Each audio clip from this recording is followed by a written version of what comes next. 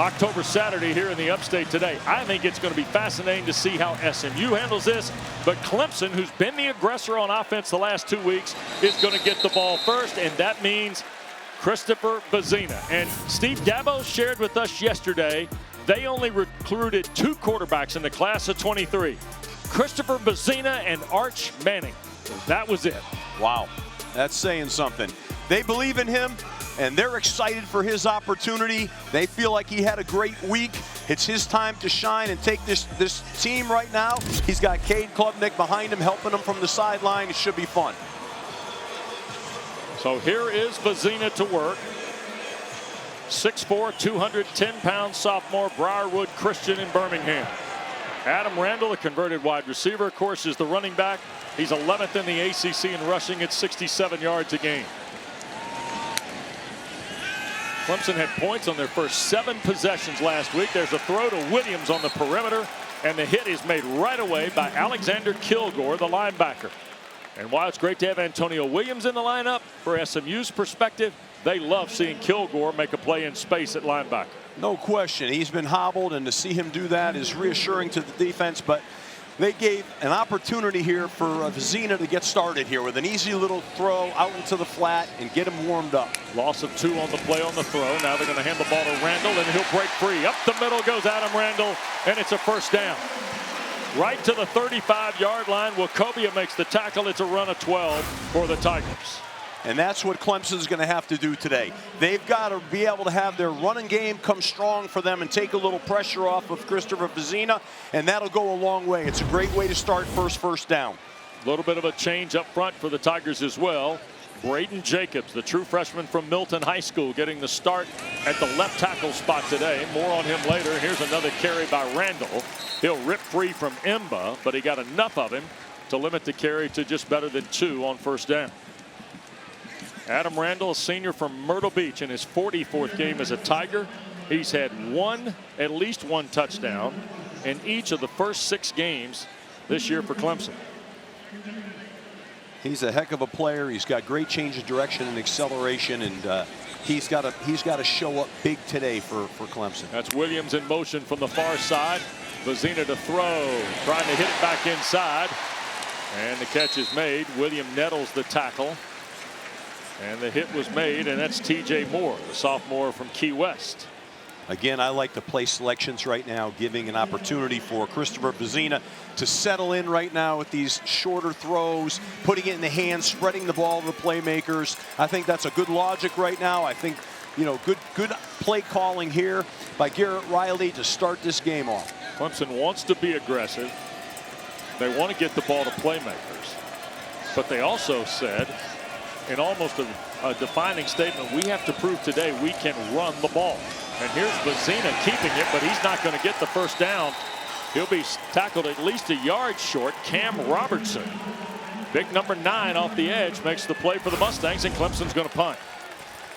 Yeah, I mean, I'm not sure. The tight end lost his block here, and that's why there was penetration in the backfield. But that particular call for me is a little surprising, to tell you the truth. You know, I mean, you're depleted at the quarterback position. I don't know if you want your next in line to be running the ball on a critical 4th down, but that's what they did and came up short.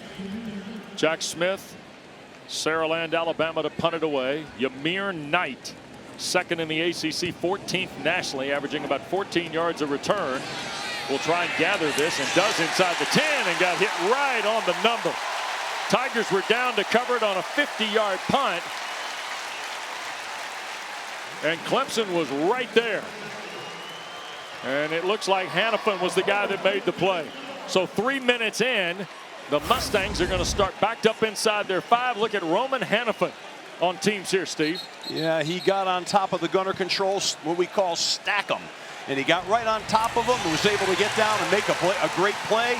And really, you know, put SMU on the long field here. And that's hard. So that's a hell of a special teams play by Clemson. T.J. Harden is the running back. First down, Jennings tries to get it on the perimeter, and this is Yamir Knight. And he'll get across the 15. Out toward the 17, 18-yard line goes Knight. Sammy Brown, sophomore linebacker from Commerce, Georgia, who's Clemson's leading tackler, coming in on the stop. tempo very quickly here for SMU. No surprise there. And this is TJ Harden. And he will get to the first down spot at the 20 before he got knocked back by Peter Woods and Khalil Barnes. Well, what they did, they put Khalil down in the box that time. And, you know, simple Simon, SMU had 6 blockers. Clemson had 7 defenders. Yeah. And that's not a good matchup right there. Rhett Lashley, 33-14. He's undefeated in the ACC during the regular season, 10-0. And we got an early move by Savion Byrd at the left tackle spot for the Mustangs. False start. Offense, number 54. 5-yard penalty. First down. Referee today is Mike Roach. And we also have our access with the Game Day Operations Center. And you see a little bit of an early flinch by Byrd. It's kind of interesting in that, though. You know, both he and Logan Parr were both going offsides. You wonder if there was a little bit of erratic voice inflection there by the quarterback. Of course, that's spoken from an ex-line coach. Pistol set here. In motion comes Jordan Hudson. Play fake by Jennings. Quick throw back to Hudson on a switch route, and he gets nothing on the play. Terrific pursuit by Barnes and Jones. That's Ricardo Jones, sophomore from Warner Robins, making just his 6th start here. Yeah, really well done in space. Sure tackle. Gathered himself, broke down the power, and then wrapped up and dropped him. And that's put him in a tough 2nd and long situation. Those are tough play calls right now. 2nd down 15 after the penalty, of course, and the stop for no gain. Play fake by Jennings. Wants to go deep. He'll check it down here to the near side. And that is Knight, or Chris Johnson, the running back, 6, not 8, on the catch and carry. It put him nicely, though, back into a 3rd and manageable. That was a good 10-yard gain on 2nd and long. So now they're 3rd and manageable, and it opens up the playbook now. So now, you know, you're not just in that long shot. The defense can't just pin their ears back on you here. You've got quarterback run, you've got screen, you've got draw, you've got crossing routes underneath. So they're back in shape here at 3rd and 4 to 5. Jennings going to go empty and deploy 1 to the boundary and 4 to the field here, including Hibner, the tight end. Jennings wants to throw, and in trouble. The Tigers are there. Will Helt was there. Sammy Brown, 47, led the charge. Well, that's what you call a simulated pressure. They brought 4, but they dropped out a lineman, and what they did was they rushed a linebacker, and that's a simulated pressure that confused the protection and resulted in an opportunity for Clemson to get the ball back here. Kevin Jennings is hobbling. Cade Klubnik not playing today because of a right ankle. Kevin Jennings hobbling on his left. Bryant Wesco waits on the punt from McSparron. Not a great punt by the Aussie. It's going to hit and check up at the 35, and Wesco touched it and fumbled it, but it's going to bounce out of bounds into the Clemson bench. Almost a disastrous return for the Tigers. 43-yard punt by McSparron. Jennings is on the bench talking to De'Aaron King. We'll check on his status when we return.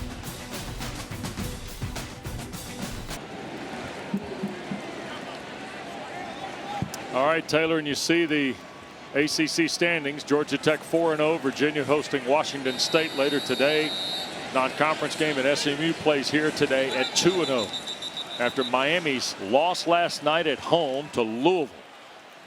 And now we got a penalty flag, and Mike Roach in discussion with his group. Looked like Brandon Jacobs might have moved a little bit, the young left tackle. And here is referee Roach. False start. Offense, number 74. 5-yard penalty, first down. All right, now I'm going to tell you, when Braden Jacobs moves, everybody knows it. Yeah, I'll tell you, Wes. It's funny, though. I watched a couple plays earlier. He's got some quick feet, though. Doesn't he? Huh? Ooh, man. 18 years old, 6'7", 355 is Braden Jacobs. Yeah. Son of the great Super Bowl champion, former Auburn running back Brandon Jacobs. Here's the throw, and Antonio Williams to the edge, and a shoe-top tackle by William Nettles. And now, how about let's do a little family workout. There's Brandon, terrific pro player. That's him on the right. He looks like he's trying to get his dad to buy him candy. And that's Braden on the left, Steve. Good night. He is huge. I mean, oh my goodness. I mean, there's big, and then there's this. And then there's this. And can move. Oh, yeah. The old O-line coach up here, Dana, just is loving watching Jacobs. And Vizzina goes to the right side and took a big lick but falls forward. It'll be 3rd down and maybe about 5 after Moses made the hit, Dana. Well, Dabo said it. He said on paper, he's the best tackle I've ever signed. And when I talked to some of his teammates this week, one being Sammy Brown, he said he's really mean on the football field, but if you can believe it, he's pretty gentle off the field and pretty kind. I don't know about that. I don't know if I'm buying it. He's got a world-class face mask. I was just going to say the same thing. Great. That's like, wow, I haven't seen that thing before. Like one of those curly Colt Chiefs face masks from back in the day. Here's Vizzina, and nice throw and catch, and that'll be a 1st down. Yeah, Christopher Vizzina to Christian Bettenker, the freshman from Lake North, Illinois. They had set the tight up. He's tight end up. Throw a short little curl route. Nice throw. Critical 3rd down completion. These are confidence builders. I like what I'm seeing right now out of Christopher Vizzina. I like the way he's attacking the game right now, and you want to see that. 1st down and 10 it'll be. Ball at the 48 of the Tigers on their 2nd possession. Vizzina wants to throw. Pressure coming. Hit as he does. That ball is recovered if it indeed is a fumble. SMU, of course, wants it to be ruled a fumble. There's no signal from Mike Roach and his crew. Yeah, it was Maizano that got him. Ruling on the field is a fumble recovered by the defense. There it is. And the recovery to Ja'Kai Lang, the defensive end. Another look at this. Watch Maizano, Steve. Yeah, I felt like his arm was coming forward here, and I still do, watching the replay. So we'll see how I think they're going to reverse this call. Previous plays under further review. Well, that means we get to visit with the Game Day Operations Center in Uptown Charlotte in the Atlantic Coast Conference headquarters. And Mike Roach will go to the review. See if the cart gives me anything. So I'm also looking at the far handheld. Yes. Far handheld. Okay. Hey guys, Michael's here. Ruling on the field is a fumble recovered by the defense. Okay, so here's one shot from the cart, Mike. Yep, we're just trying to see if it's empty hand or there's control of it moving forward, right? Might be a little bit blurry. Yeah, so let's look at the far handheld. Let's go far handheld. Detail. They've already looked at that one too. C is from behind. So we're looking for control in the hand. The hand's coming forward, and Like I don't see right anything there. with any of the looks we've seen so far that's going to be enough to overturn this. I don't either. Let's look at this last replay here.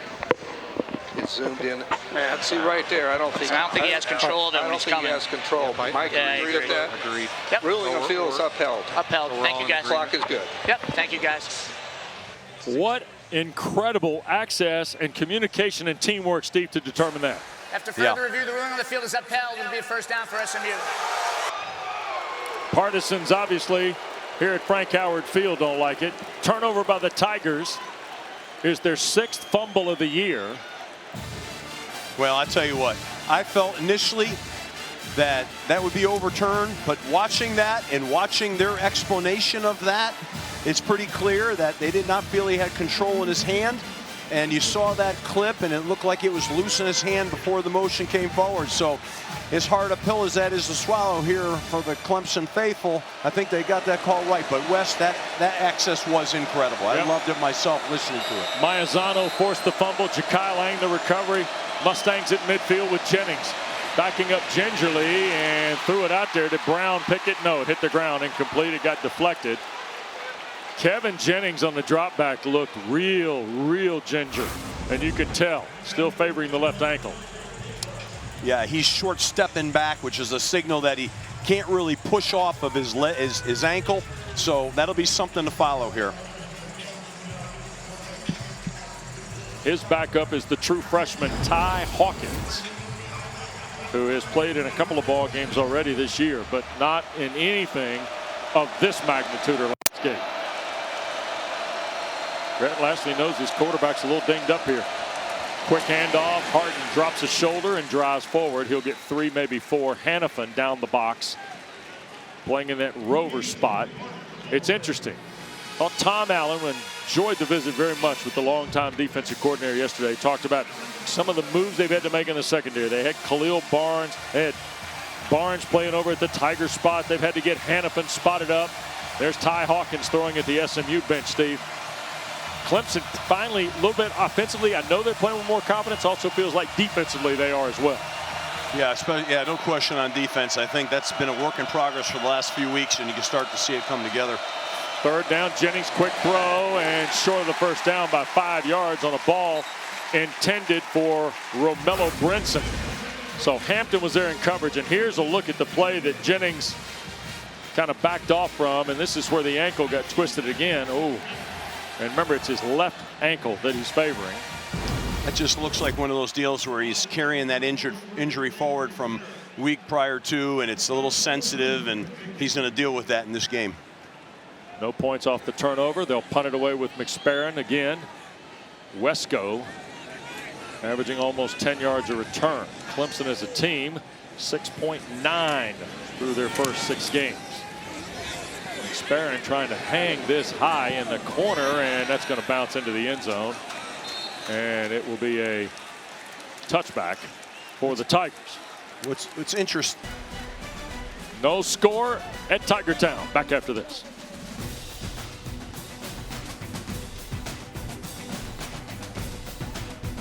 With the Tiger walk and all sorts of other things, he took over a 3-3 team. He said that to us yesterday, and it's been full speed ahead since. He's the winningest coach in ACC history and holder of 2 national titles, Dana. Well, Wes and Steve, there's a lot of pink in the stadium, and there's a meaningful purpose behind that. You see him on the sidelines in pink in the stadium. Not only is it the breast cancer awareness game, Wes and Steve, but breast cancer prevention and research has been one of the core focus areas of Clemson head coach Dabo Swinney and his wife Kathleen's all-in team foundation. Breast cancer has impacted the Swinney family personally. As we know, Dabo's wife Kathleen lost her sister Lisa to breast cancer at the age of 49. Now, there's some coaches who care about the community, but Dabo Swinney takes it to an entirely new level, Wes. He has changed lives. Yeah, no question about it. He and Kathleen and the all-in ball and all these other things, Steve, the support they get, they do have a servant attitude about the football program at Clemson. Oh, it's real, and you can feel it when you talk to him. It's his purpose, and it's really remarkable and something that I really deeply respect and have for years. Yep. And he and Kathleen have done just a marvelous job leading the way. They've got great sponsorship help, obviously, in folks, but the commitment level and the people in pink today is amazing. Kevin Jennings, we're keeping an eye on his left ankle. He was in the medical tent during the timeout. Very quickly, 3rd and short here. Randall going to get hit right at the line of scrimmage and stopped. Boy, look at that. That was Cam Robertson off the edge, and then I saw Maizano and Wu Spencer. Look at 5 in there for the Mustangs. Now they run a really simple split zone here, and really the back should have stayed inside right now. Adams should have stayed inside that kickoff block. He bounced it out and created his own problems there. Clemson on 4th downs got the offense on the field here. Tigers are 10 of 19 this year on 4th down, and Dabo Swinney's letting this play clock wind down. And is he going to take the timeout? Yes, he does. 1 on the play clock is when it's whistled. Takes its first time out of the half. 4th and less than a yard for the Tigers. We're still scoreless at Clemson. The broadcaster over here would go for this. Maybe not the coach, but the broadcaster would go. Yeah, I already told you I would punt the ball. I think this is the right decision. You don't want to give SMU momentum right now. I think the game's young. You got a young quarterback. SMU quarterback is dinged up right now. Punt the ball, play some defense, and we got a lot of ball left to go here now. So that would be my take, Wes. But you know what? There are those that would say it's too conservative. Go for it. Yeah, and Clemson's been aggressive offensively in each of their last 2 games. But they will punt with Smith here on 4th down. Yamir Knight waits at the 28. And a pretty good high tight spiral out of Smith that'll force Knight to make a fair catch right at the 30. Don't forget game 3 of our triple header coming up tonight. Following our coverage here at Clemson, you get Pitt and Pat Narduzzi. Boy, talk about a win last Saturday. They get Fran Brown in the orange tonight at the JMA Wireless Dome. 7:30 ACC primetime presented by ServPro. Chris Cotter, Max Brown, Kendra Douglas will take good care of you tonight on ACC Network. Oh boy, Kevin Jennings is back out there, and the Mustangs going to play from the 30. All right, Steve, how do you handle the injury here with Jennings? Do you get some balls out of there in the pass game quick, or how's this work? Yeah, I think you hand it off a couple of times, or you get the ball out quick. Try not to get him on the run too much. Jennings going to sail it for Hudson. It's caught. 25-20, 10-5. Jordan Hudson, an SMU touchdown. It's 70 yards.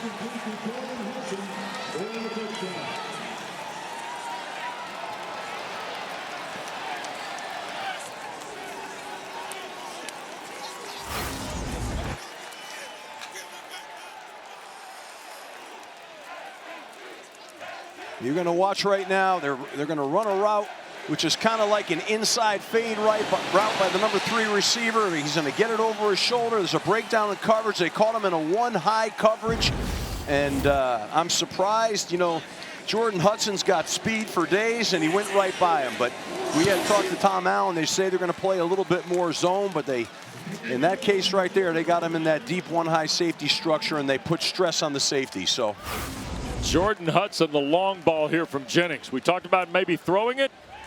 Didn't know they could pull this.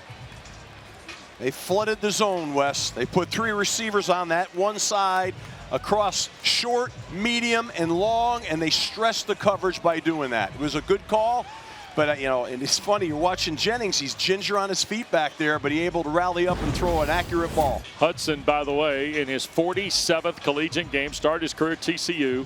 It's a career best catch for the young man from Garland, Texas. And Dana, right back to the iPad with De'Aaron King goes Kevin Jennings. Well, what's interesting about De'Aaron King and Kevin Jennings is they've basically been in lockstep since they both arrived at SMU. Of course, De'Aaron King played for Rhett Lashley at Miami, and Rhett Lashley told us there's a certain relatability that De'Aaron King brings to the field and to the team that they can't necessarily get from their head coach. You got to put the VHS tapes in to watch Rhett Lashley's highlights.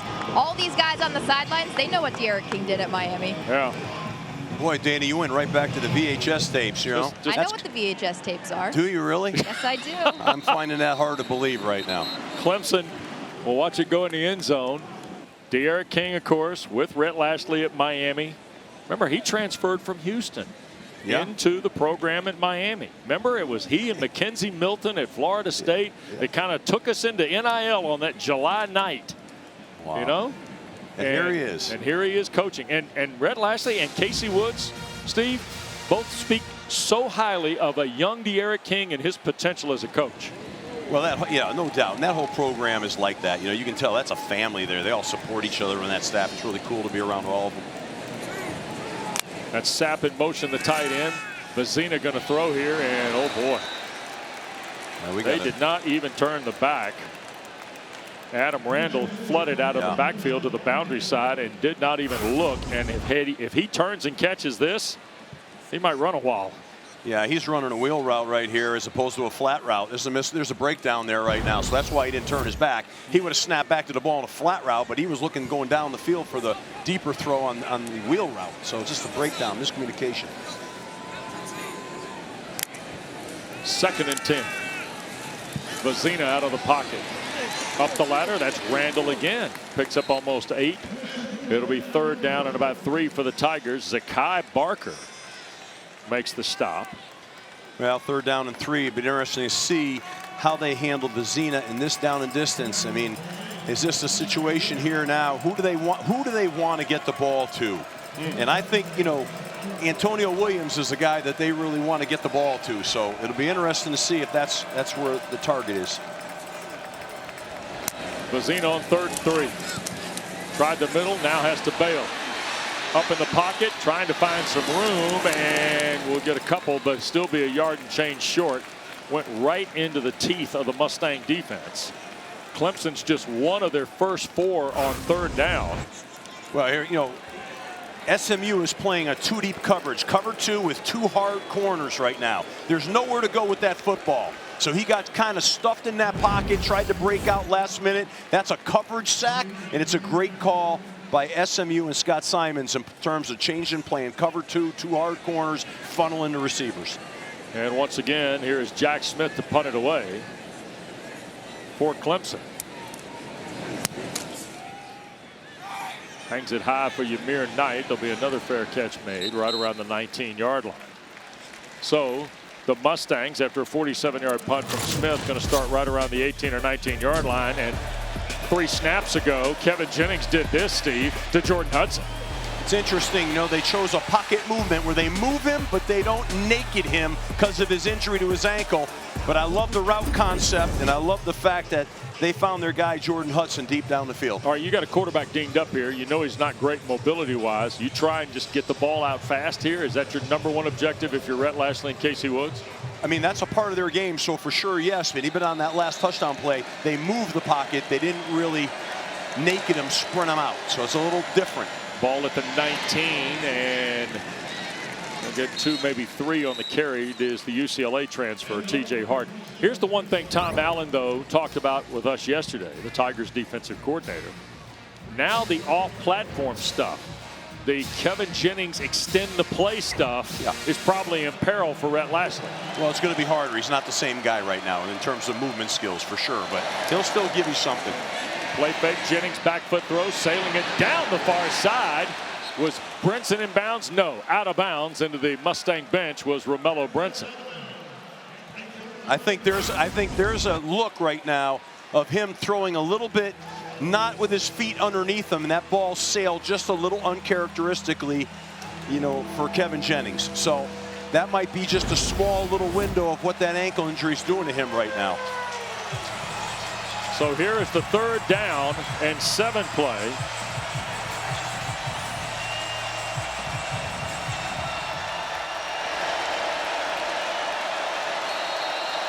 And Rhett Lashley wants a timeout.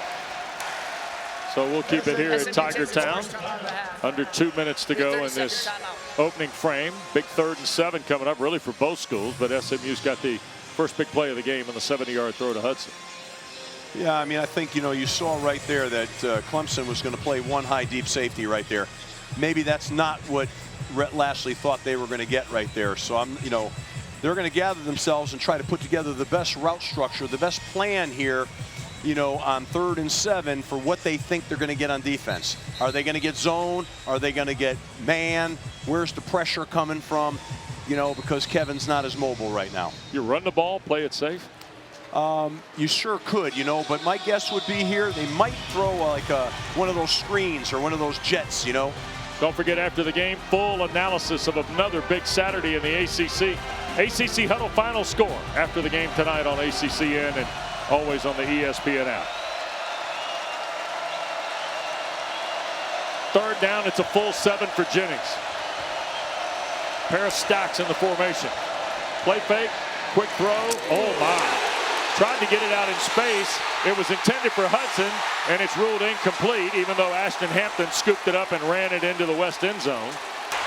Going on the field is an incomplete pass. It'll be 4th down. There was a glimmer of hope of the partisans here at Clemson. Whoa. Wow, that was Hampton. That was violent, no question about it. Violent hit. 2nd 3 and out for the Mustangs in 4 possessions. Clemson's last 2 possessions have been 3 and out. Clemson could really use a special teams play here right now. Get a strong punt return and get them on the short field and maybe go back to their run game and try to settle in and chip away at this thing a little bit. Wesco's longest punt return, 17 at Chapel Hill. He'll start off the 33. Now he'll cut back here near side. And tackled shy of the 40-yard line is Bryant Wesco. 46-yard punt by McSparron, and it's Tribbett, the long snapper, transfer from Colorado State, who made the play. So with 91 seconds to go in this first quarter, Christopher Vizzina is 5 of his first 6. He had the only turnover on the fumble after the hit by Maizano. But Clemson has 58 yards of offense, Steve, and averaging less than 4 a play. Yeah, well, you know, he's 5 of 6, but the thing is that these are just short little throws. We haven't gotten any chunk throws here yet. They're going to have to do that to create some passing game explosives. Randall in the backfield. Ball got fumbled. Randall tried to pick it up. That's going nowhere. Ryan Linthicum is the veteran center. It's his 21st start. We'll get another look here at the exchange. Yeah, this is just a dropped ball. The snap is fine. He drops it, and then, you know, smart headsy play here by Randall to pick it up, be decisive, but it's getting him off schedule now. Now we're back into this, you know, 2nd and 13 type of football. So now they got to try to go back here and see if they can pick up a good 10-yard play, 8 to 10-yard play, and get him back in normal down distance. Here's Vizzina handing the ball again, and boy, SMU flowing hard to the football. That's Ahmad Moses from the secondary coming down the line.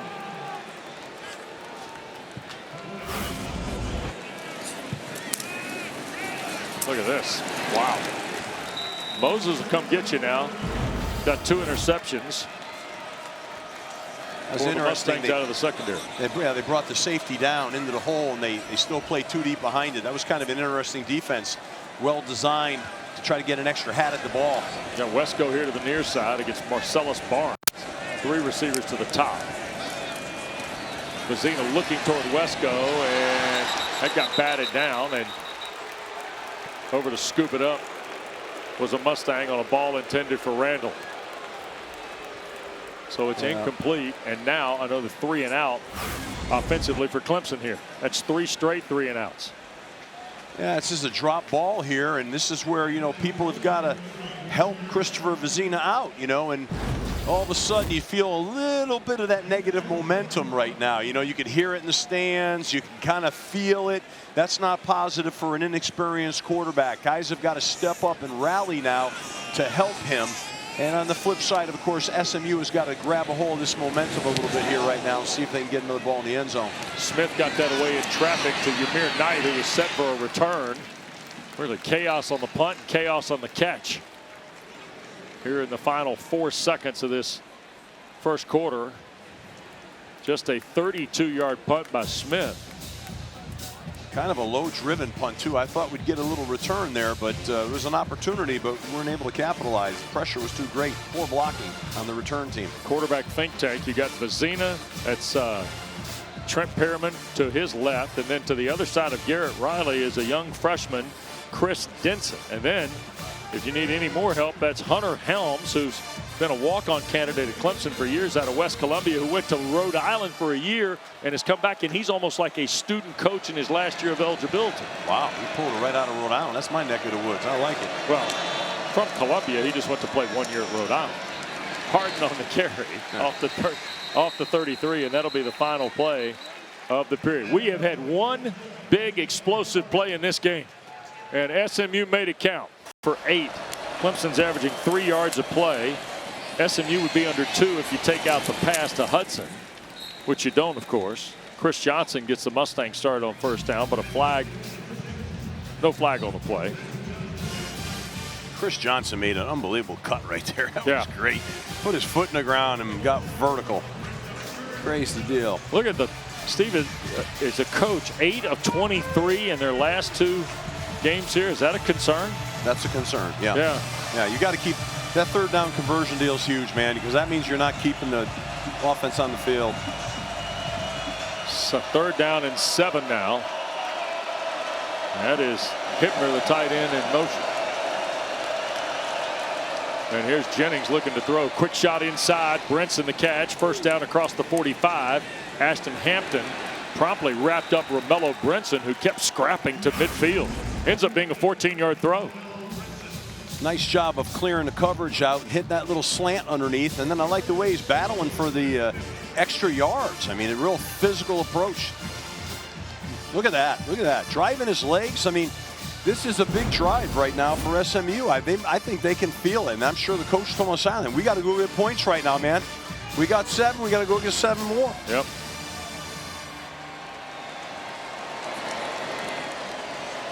That's McFall, who came back into the backfield. He'll get the carry. Look at Derek McFall.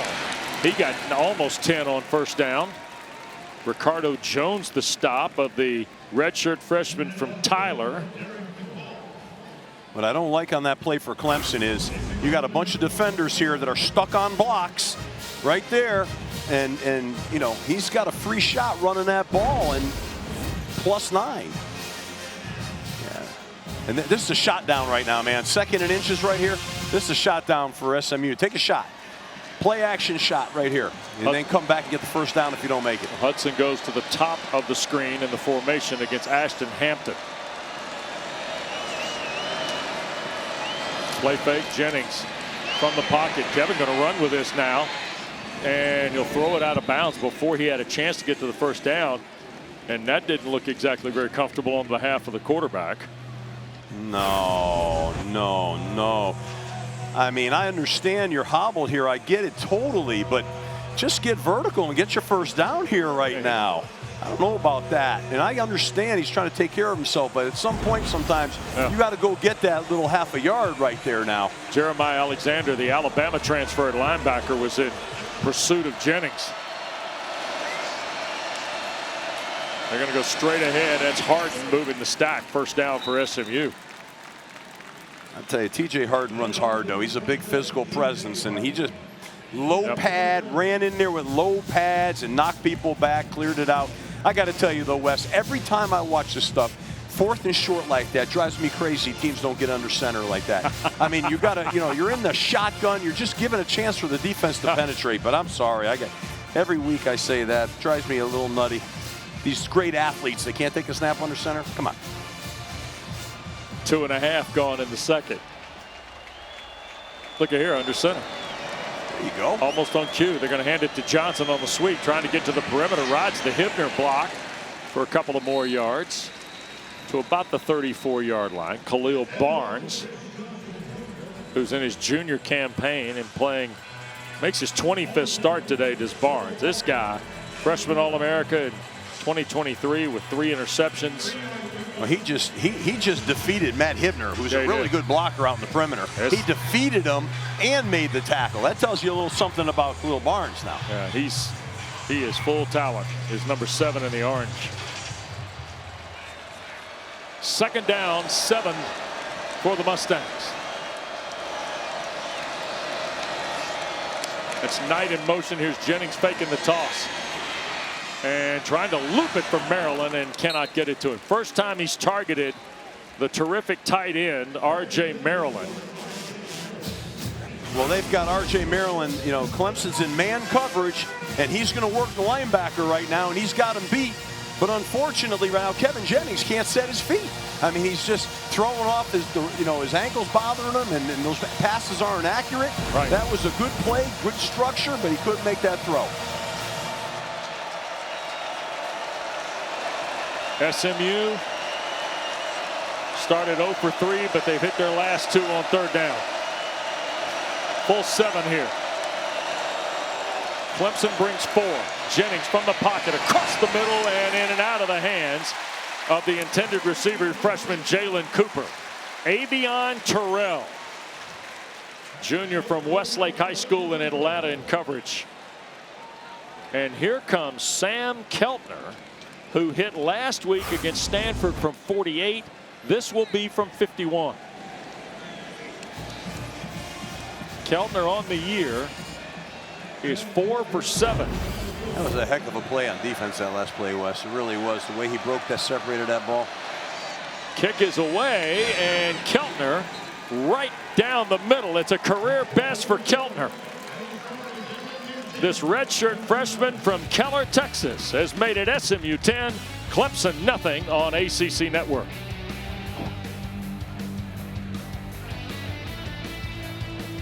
Memorial Stadium, Clemson, South Carolina. Kevin Jennings and De'Aaron King going over the clips. Sam Keltner, 51-yard field goal. It's 10-0 SMU. There'll be no return.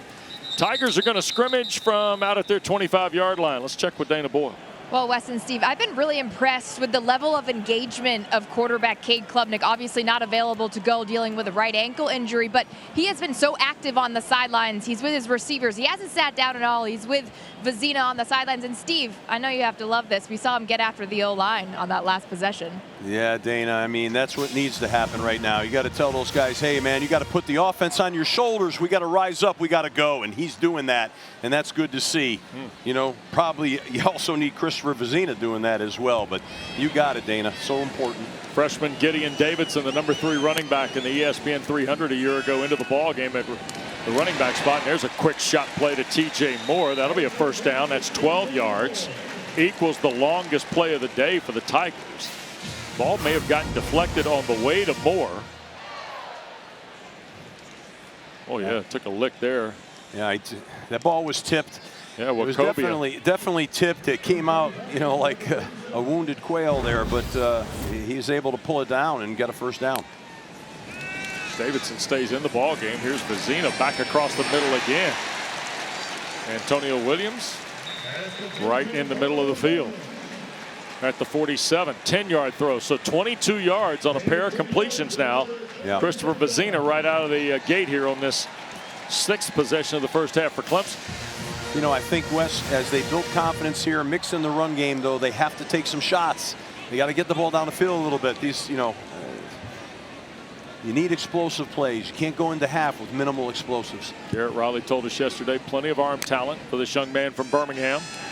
Here's Vizzina. Here's your shot play, Steve. And it is caught. No, Wesco could not clutch it. Oh, my goodness. Bryant Wesco Jr. could not reel in a ball, and he was ahead of 3 white shirts in the SMU secondary. I mean, this is just a misjudged ball. The ball was beautiful. This is one of their best players. They say he's an NFL prospect, but you look at Christopher Vizzina. He's unfazed, which is good to see, because there could be frustration after that. Second in the full 10. Davidson, who's had some recent success on the ground, going to get about 4 on the play. Gideon had 45 yards and 11 carries in the last 2 ball games for Dabo Swinney. Big Terry Webb from Galveston makes the stop for the Mustangs. So this is 3rd down and 7 now. Yeah, 3rd and 7. They got to make a play here, and I haven't seen him do a lot of pocket movement right now with Vizzina. So I would anticipate he's going to drop. You know, he's going to drop back here, and they're going to try to get a first down through the throw game, and try to create some sort of get fat in the zone here. SMU looks like they're playing cover 1. There's a throw to Williams, trying to find a crease. Does. First down and more, and Antonio Williams down the near sideline. Tigers are in business now, and no surprise, 0 in the orange is the spark. Yeah, well done here. They're able to get the offensive line. That's like a little bit of a quick jet screen out there. The line did a good job going downfield and blocking, and they're able to get some seams in here and make a critical first down. They needed that. That's a real confidence booster and a little bit of momentum builder. So here they are now in the high red. They need a good sequence of downs here. Stay on track on first down. Don't get behind the chains. After 3 straight 3-and-outs, Clemson with his best offensive momentum of the day. Vizzina again taking the look, looking for more. In stride. Touchdown Tigers.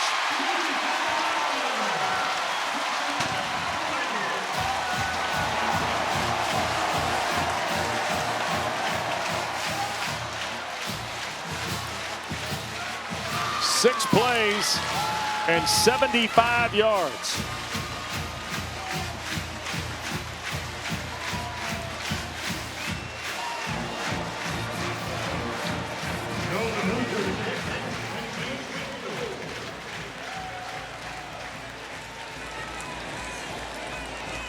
And the first passing score of the career for Christopher Vizzina.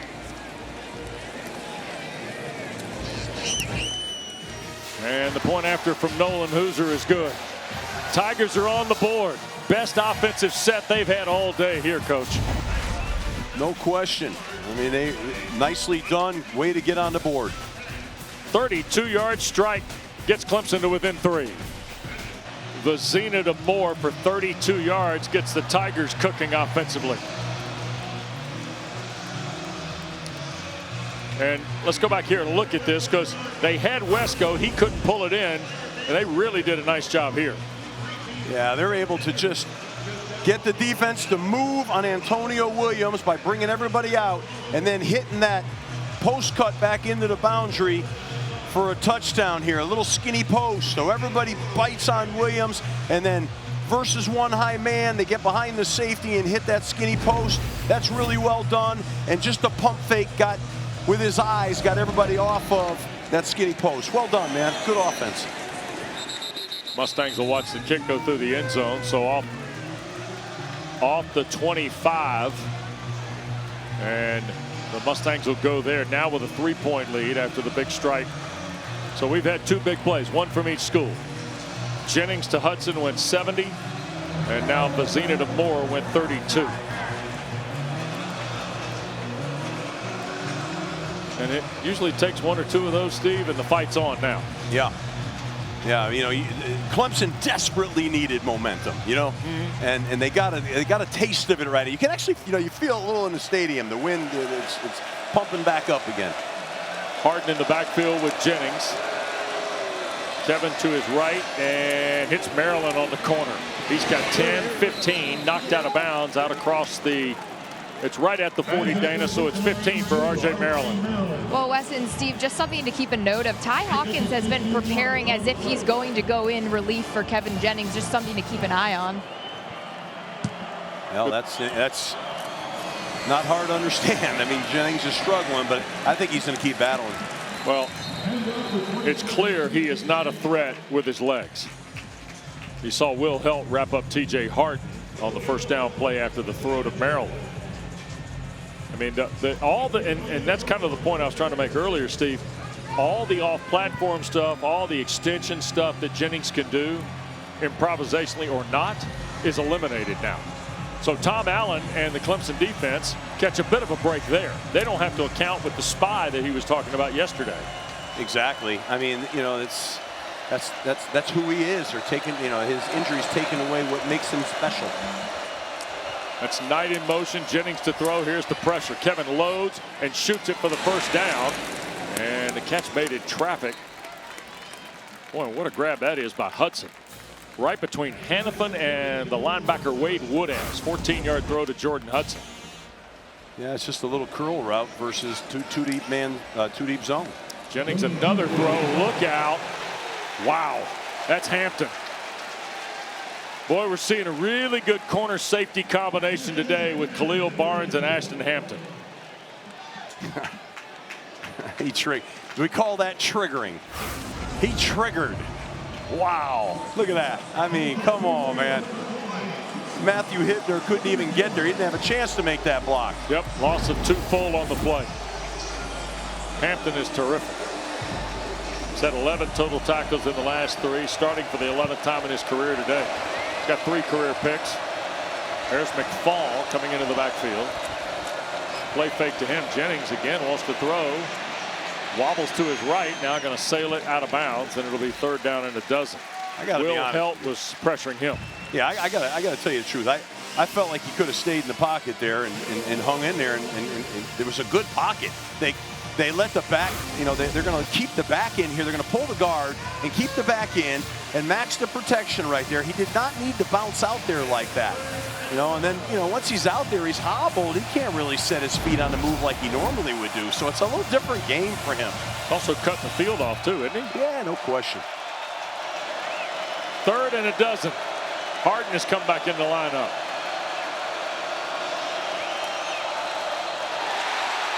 And we're going to get a whistle, a timeout for SMU. Before the snap, SMU takes its 2nd timeout of the half. So it'll be a 30-second timeout. That'll leave Rhett Lashley with 1 to go.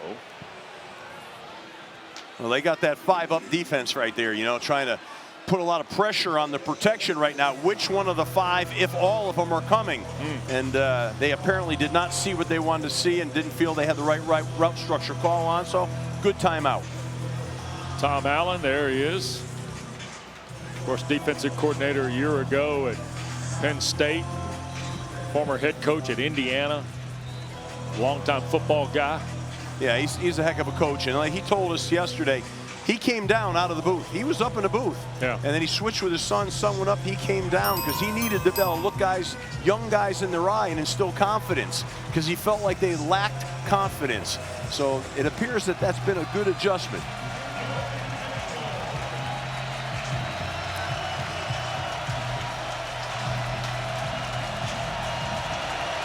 You see the way the Tigers have lined up. 4 across. Jennings, little shovel. This is Harden trying to find running room. Look, TJ Harden working upfield. This is going to be a first down. What second and third effort we got out of TJ Harden there. Yeah. SMU picks up the first down on just a terrific play by Harden. Yeah, it really is a really good job by Harden. The snap was bobbled here by Jennings, so he did a good job himself. And then what individual effort here, making people miss, keeping the play going, keeping your balance, getting the first down. 1st and 10 at the 35. Jennings to his right. Now off balance throw toward the end zone, and Jordan Hudson didn't even play the ball. Ashton Hampton was there in stride. Yeah. And to be honest with you, not a particularly smooth looking operation from SMU there offensively. No, I'm not sure what they were trying to get done there. I mean, I'm not sure what they're doing. Kevin Jennings is hurt, and he's sprinting out, and that looked like he was going to run, and then pulled up late to throw, but everything looks a little off kilter. Yeah. I might let TJ Harden see if he can get a few yards running the ball here. 2nd and 10. 3-point ball game, inside 6 to go in this first half. And they're going to flip it on the reverse. Knight trying to get to the corner. Or no, Link Rhodes. And that's Jaheim Lawson knocking Rhodes down. The junior college transfer from Stockton, California is hit by the junior from, about 2 miles away in central South Carolina. Well, I'll tell you, they've done a great job in the coverage of triggering on these perimeter blocks right now.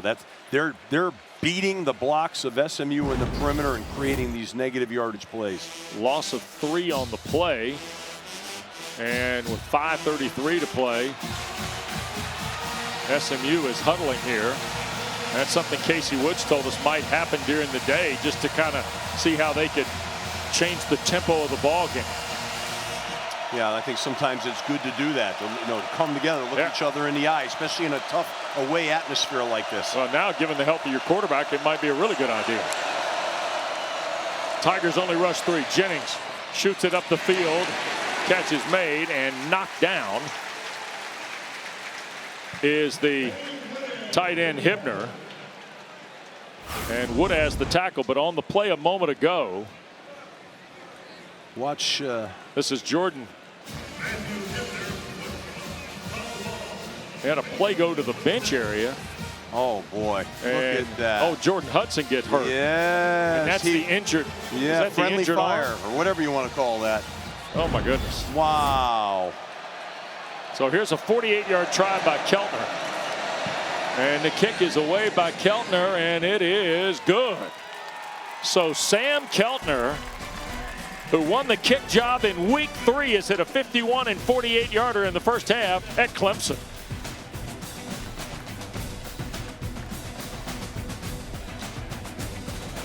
Quarterback play right there with a veteran guy making his 20th career start and a young guy out of San Antonio who they've got very high hopes for in Ty Hawkins. Well, Ty's got to be mentally in this game, because at a moment's notice he could be running the offense. Here is Randall on the kick return at the 15. Adam 20, 25, 30. Look out.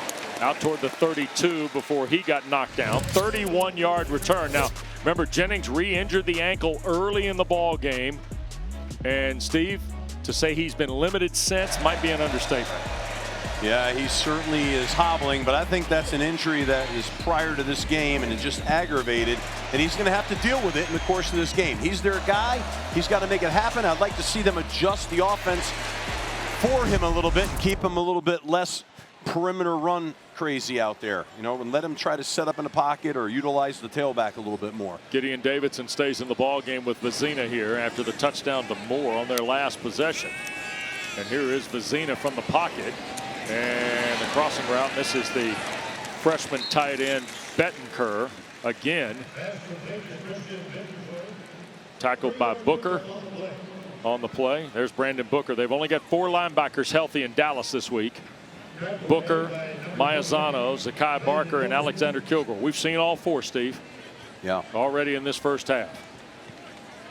Yeah, and they've struggled to stay healthy at that position, no doubt about that. Everybody's dealing with injuries this time of year. This is what's going on. 2nd down for Vizzina. From the pocket again. Here's Bettencourt, the tight end, making a move, and he'll be chopped down shy of the first down. Barnes makes the tackle on the big freshman, 6'4", 245 pounds, and Marcellus Barnes off the field after. Well, no, he's going to stay on the field as they turn over some defensive linemen, but Barnes looked shaken up after making the play. Well, they've got a third. Look at this play right here. Like, I thought he should have got vertical right before that last cut and would have had the first down. So did the coaches in the box next to us. Sounded like old Adazio buddies over there. I don't know about that. 3rd and short. Play fake. Vizzina on the soft roll, wants to throw, and it's caught. No, dropped. Big lick intended out there for Brown, and Deuce Harmon with a big collision. Well, here come the big men. They're going to go to their 9-0 lineman package, I think, here. Here we go. Peter Woods in the Tar Heel package. Another look at the throw to Brown, and Harmon dislodged it. So they knew that they were going to take a little bit of a shot there and come back and do this. So here they come, and Peter Woods. And the fans here love it, but the inverted wishbone, if you will. They'll hand it to Woods, right side, and he's not going to get there. Wow, SMU makes a stand. Coming out of there is Kilgore, Wacobia, Maizano, and the Tigers cash out on downs, and the Mustangs love it. But the play was made by Cameron Robertson. He took on the extra lineman, the 2 linemen on the kickout block right here. He splits them and bounces that play outside. That play got to stay inside, but it couldn't. Cameron Robertson, what a job he did of creating disruption in the backfield and getting underneath those linemen. Turned into a big scrum here.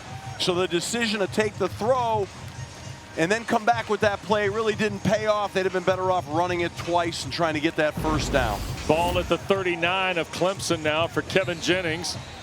Cam Robertson, man, he leads SMU in sacks, tackles for loss, forced fumbles, and hurries. And here's McFall on first down, and he'll get close to 4. A nice run by McFall, keeping him on schedule here. This is what SMU, to me, does not do enough. They don't rely on their backs enough, especially now given the fact that Kevin Jennings is dinged up. You'd like to see their backs carry some load here in their offensive line, who they believe in. Well, ride them here a little bit. You got positive field position. We got Jordan Hudson out on the field. He's part of a 2-man game at the top of your screen. He's got the touchdown for the Mustangs. Here's Jennings again, looking, going to loop it downfield and overthrown. Romello Brinson, who's been awfully quiet today, comes into the ball game with 32 catches, almost 500 yards, 3rd in the ACC in receiving yardage as Brinson, the Miami transfer, and now all of a sudden 2nd and 7 has turned into 3rd and 7. Jordan Hudson's been out there, Steve, for the first 2 snaps in this possession. He'll stay in the game for 3rd down and 7.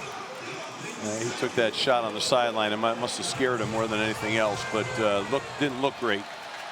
Well, here they are in 3rd down now. They got a 3rd and 7 call here, 3rd and a long 6. They're going to throw it here from the pocket. Oh, look at this. Out of nowhere, Jennings keeps it, and he is going to get the 29, still on his feet. Kevin Jennings just converted a 3rd and 7 on a bum wheel. Well, that's what your warrior has to do, your leader.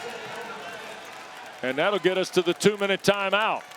So SMU with a 6-point lead. A pair of Keltner field goals follow the explosion to Hudson in the first quarter, and now the Mustangs are on the march again when we come back.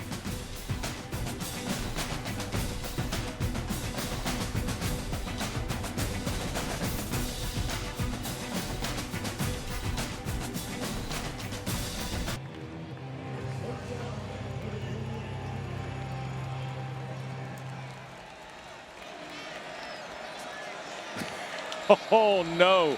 Didn't Coach Rick do enough last Saturday night late? Here's Jennings on the first down play. 2nd straight time he's made a play of 10 yards or more. Alexander and Brown make the tackle. Yeah, I'm absolutely flabbergasted right now. That he's having this impact? Well, I mean, we're just talking about a guy that's all dinged up right now, and they're running him, and I'm like, what? Adrenaline's a funny thing, Adazio. I guess. Well, they're putting the ball in the hands of their best player, and that's what's going on. Bunch look to the right. Hardin in the backfield with Jennings. They're going to hand it, and here's Hardin trying to turn the corner. Flag is thrown. I think that's going to be a hold on Savion Byrd. Boy, T.J. Hardin looks the part, doesn't he? Yeah. Out of Inglewood. Holding. Offense number 71. Oh. 10-yard penalty. First down. Dana, that's our friend Logan Parr. Yeah, doesn't he have wasn't he? What's his favorite country song? No. It's a playlist of country songs. Yeah, what was it called? Sad Girl Country. Sad Girl Country. He doesn't want to get too hyped up before a game. Yeah, well, sad girl can't hold like that. You know what I mean? That's just not good, Dana. Oh, you know what I mean? He should be listening to a little Taylor Swift like we did in the car coming to the stadium the other day. He oftentimes gets the Bluetooth taken away from him, he told us in the locker room. Yeah. McFall and Johnson in the backfield now. Here's Jennings, going to slip it out in the flat. McFall can't hang on to it before Woodaz showed up. Yeah, he just floated that ball and really hard to handle. So, again, what's happening, a lot of his balls are floating because he can't set his feet, you know? All right. You're within Keltner range, okay, in terms of where SMU is with 1:24 to go. How aggressive do you want to be in the throw game here on 2nd or 3rd down, Steve? It's 2nd and 20 if you're Rhett Lashley and Casey Woods. Yeah, I think they have such a powerful screen game. You're going to see something like that right now. I mean, get a quick touch, get it in the hand of a playmaker fast, let him run, make a play. Look at this, 8 on the line for Clemson. 6 are coming. Jennings, a quick throw to the perimeter, incomplete. Avion Terrell was there. Ball intended for Brinson. Well, you don't see 8 on the line much. Yeah, well, this is all about confusion and protection. You know, they end up bringing at least 5 or 6 of them and trying to overload the protection, but not letting the back decipher who his guy is. I love it. The liability is whoever's dropping's got to get back out into their drops. Right. They're going to snap this with 7 in the cage and 4 across in the secondary. Defensively for the Tigers. Showing straight 0. No deep. Jennings on a deep drop, tried to get it to Hardin, and what a play by Sammy Brown. The run pursuit angles of Sammy Brown will catch your eye on every snap. If you watch 47 in the orange, you're watching catalog linebacker. Yeah, they love him. They say We just set the game clock to 1:14.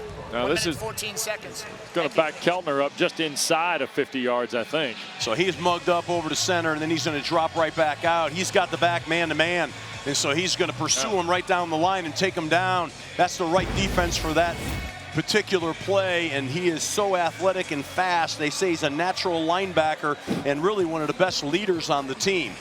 And also a really good tackler in space. So therefore, we could consider putting the dude tag on that guy. Yeah. That was a doodly play right there. And in fact, he's supposed to be the spy, but they don't need to do much spying right now. But I like dude better than doodly, though, I think, right? Well, I don't think doodly's a word. Well, that's my word. So let's go with dude. Yeah, that's my word. That's a Northeast word, doodly. 48 for Keltner. Double dude. He's hit from 51 and 48 on his last try.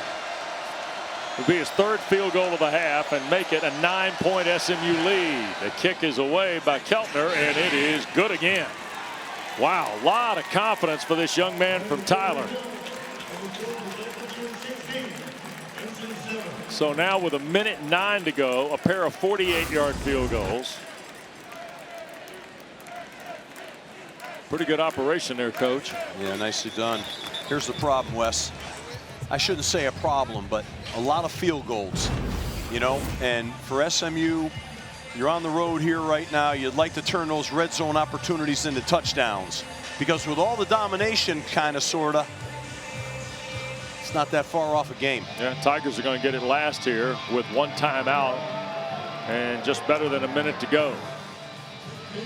With Steve Adazio, Dana Boyle, Ben Ward's our producer, Drew Shabby, our director, terrific ACC Network crew. Beautiful Saturday, late afternoon in Clemson, South Carolina. 2nd meeting all time between 2 really proud programs. The Mustangs of SMU and the Tigers of Clemson. And here's the kick by Keltner. There'll be no return.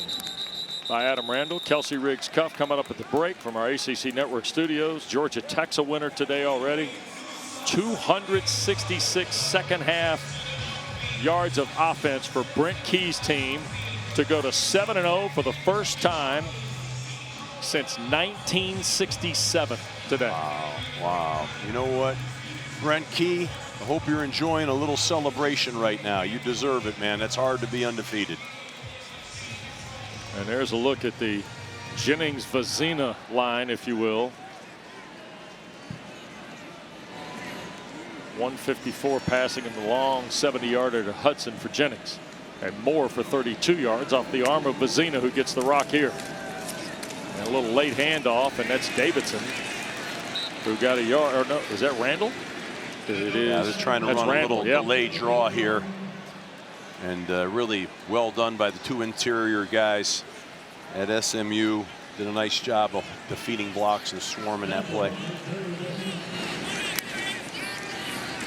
Here's Vizzina on the perimeter, and that's Sapp. Knocked out of bounds by Marcellus Barnes. You know, you've seen two shots for Vizzina. One was a touchdown, and the other was a drop ball. And, you know, they got to let this young man throw some more balls down the field here. 42 seconds left. 3rd and a half dozen.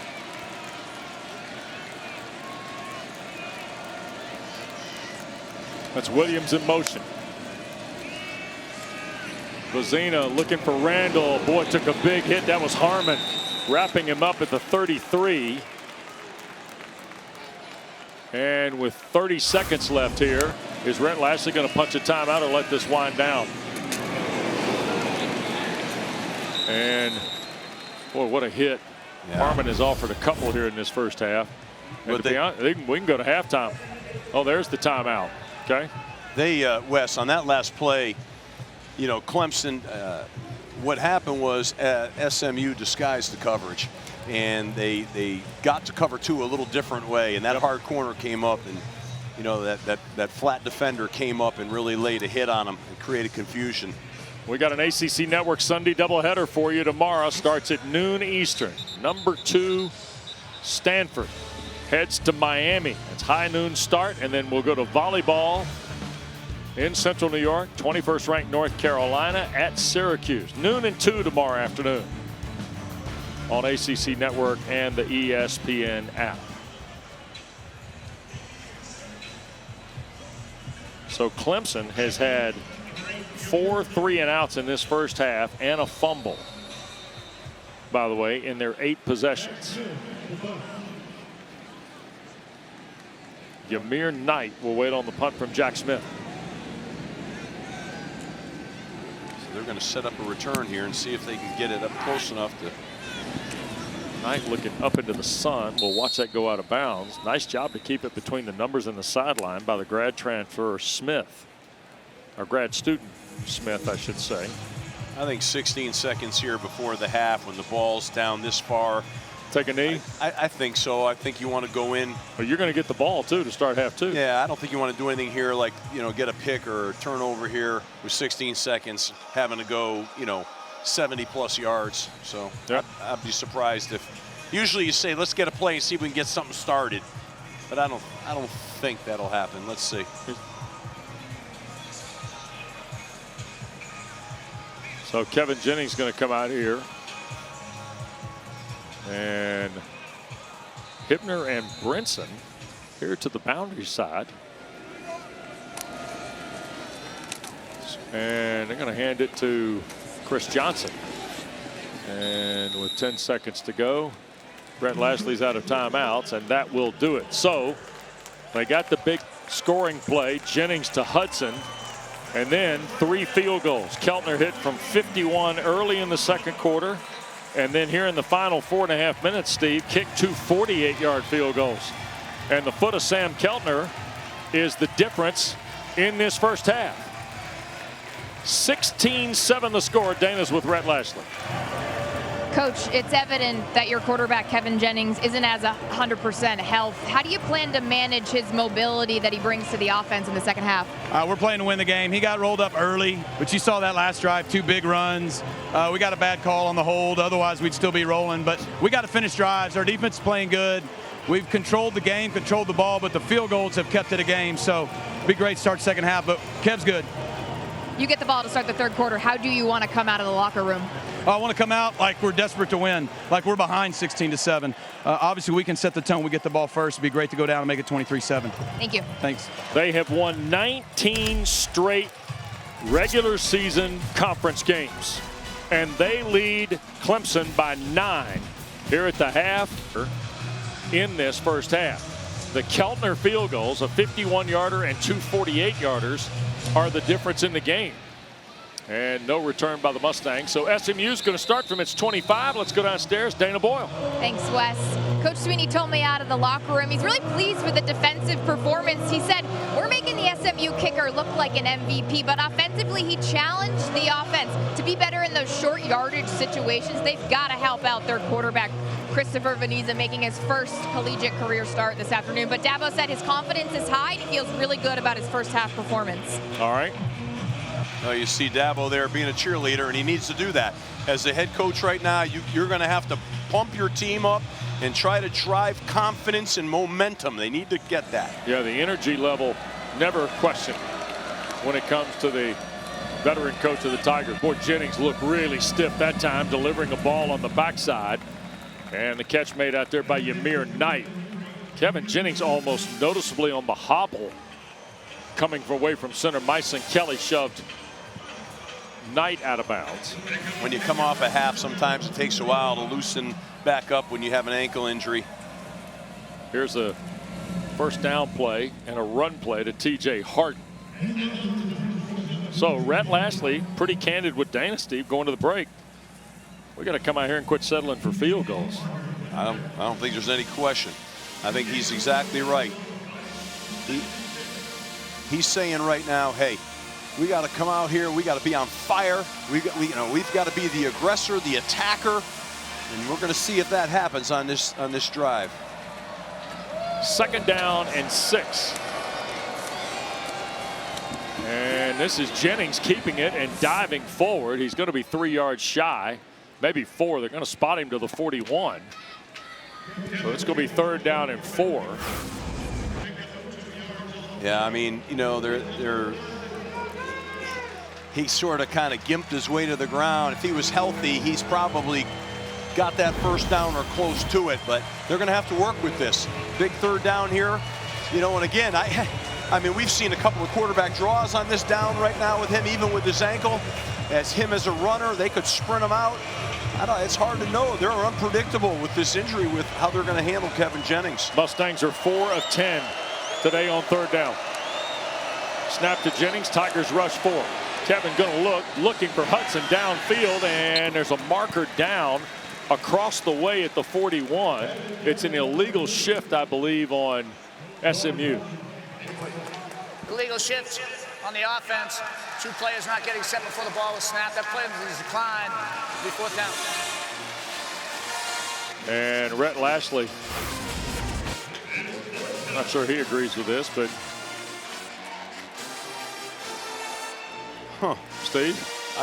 You know, honestly, I didn't see it. And you saw Lashley's hands go up immediately the minute the flag was dropped.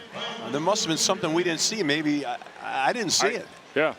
Maybe someone said they were on and were off. I don't know. So that is 4 plays. And now here's the McSparran punt. First punt for the left-footed Aussie. He'll hang it up toward Wesco inside the 10. And Brian Wesco going to make a move here. Get to the 15 and took a shot there. 53-yard punt by McSparran. And so the Mustangs with a 9-point lead. There is a flag down. Almost 2 minutes in here. Let's see what Mike Roach and his crew have.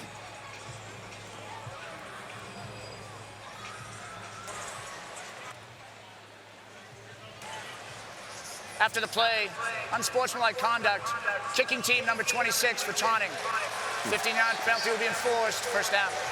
So Rhett Lashley's getting an interp, I think, on that. And it's on Jalen Moses, I believe. He's asking, what did he do? Yeah. Oh. Okay. Stood over the top of Wesco. Can't do that. That'll do it. Yep. That'll do it, Wes. That'll do it. What a foolish play. What a foolish mistake. Come on. Ball at the Tiger 30 now to get Clemson going. Opening possession of this second half for Vizzina. And they'll hand the ball straight ahead, and that's Randall on the run. And he'll pick up about 3 yards. And, well, here's where we are in terms of the line in this game. You see that it's a 16-7 half, and SMU's now outscored Clemson 33-10 if you take the last quarter of the championship game and the first 2 quarters of this game today. Well, they're in Wildcat now, Wes. Yep. Antonio Williams. Here's Antonio Williams. Wow, look out. And he runs right into Isaiah Smith. How about that play by the big defensive end of the Mustangs? Young man from Washington, D.C. Well, they're running a little counter there, and number 55, Harris Sewell, came out, pulled out here, and just didn't get out there very fast, and he got beat to the juncture point right there, so the play couldn't get started. Now it puts third, you're in 3rd and long here, and tough situation.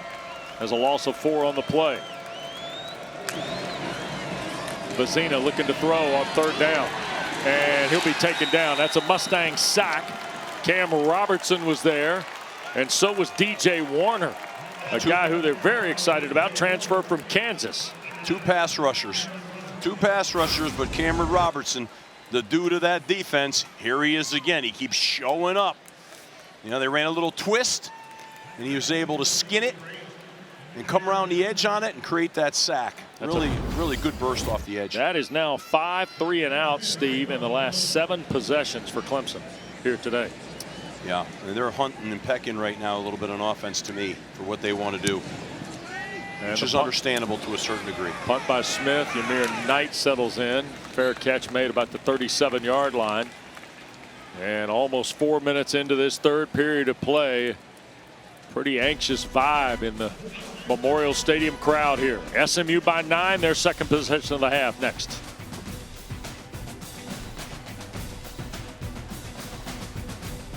Be here before you know it. 11-12 to go, 3rd quarter. We welcome you back to Clemson, South Carolina. Tigers and Mustangs, who met last December in the ACC championship game in Charlotte. SMU's got a 9-point lead here early in the 2nd half. Look at this little shovel pass to Maryland trying to get to the corner, and the big fella gets 2 on the play before Barnes wrestles down the 6'4", 240-pound senior from Southlake, Texas. You can't block Barnes on the perimeter now. That guy's active all day long. I'd be running a little bit more in between those tackles than out there right now. Yeah. So 2nd down and 9. Boy, Rhett Lashley's right at the top of the meter. Yeah, Rhett's such a good dude and all, but you can tell he's got a high level of aggravation right now. 2nd and 9. Jennings back to work. Gonna throw, and boy, that got deflected up in the air off the hand of McLeod. Kobe McLeod. It was on the way to McFall. And Jordan Hudson, I think, ended up being maybe the closest Mustang to the football. Yeah, it was a nice play. Really good close on the ball. Good offhand breakup. Good defense right there. They've played well on defense in the perimeter, Clemson has, in terms of the quick touch run game and all that kind of stuff, and quick throws out into the flats. They've done a good job on that. 3rd down and 9. They're going to take Knight through the formation. He and Hudson will go to the right side. Snap to Jennings. Tigers only rushing 3. Jennings wants to throw, and coming back to try and make the catch was Jordan Hudson. Covered up by Jaden Lucas, or Corey Gibson. Gibson 12, not Lucas 10.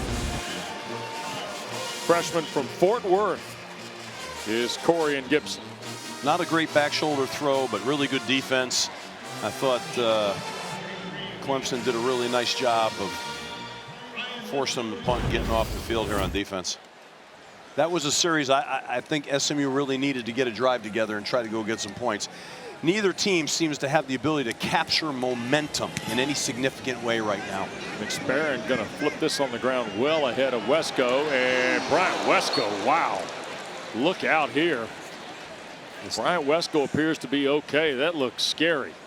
42-yard punt. He knuckleballed it into a return of about 8 or 9 here. Watch this. Ooh. Oh gosh. Yeah. Caught. Oh gosh. That just. Thank God he's okay. That didn't look good right there at all.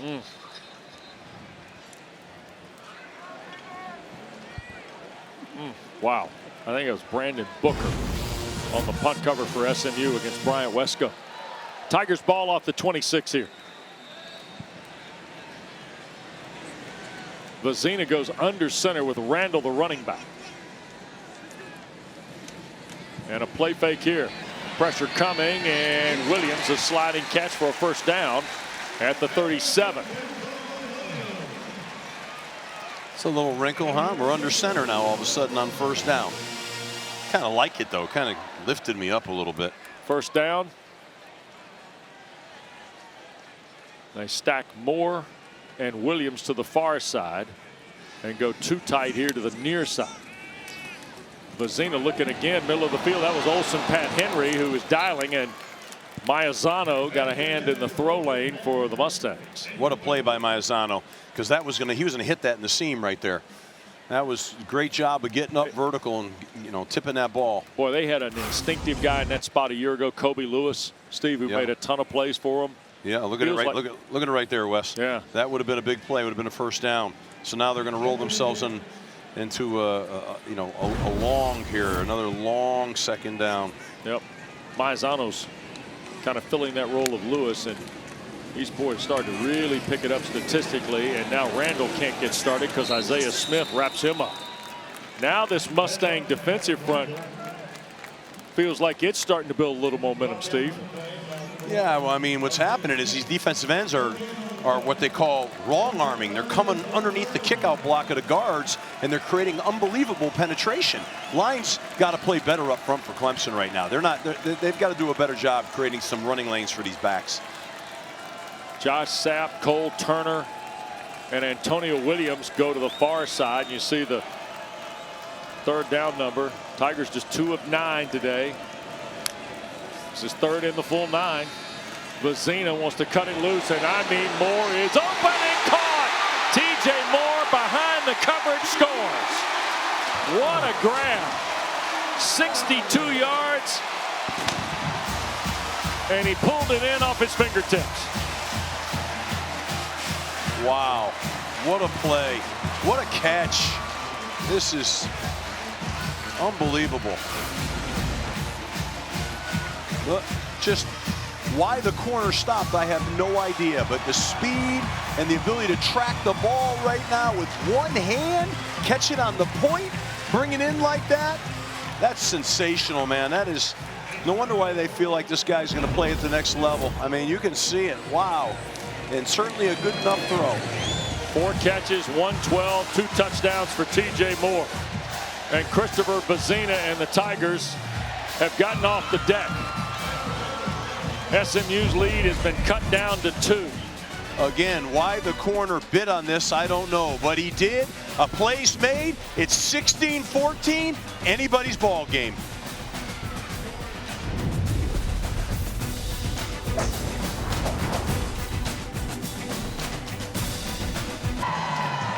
Well, Tigers scored touchdowns, and the Tiger does push-ups. 2-point lead now for SMU after Christopher Vizzina went 62 yards to TJ Moore. And this is why Rhett Lashley told Dana going to the locker room at the break, too many field goals.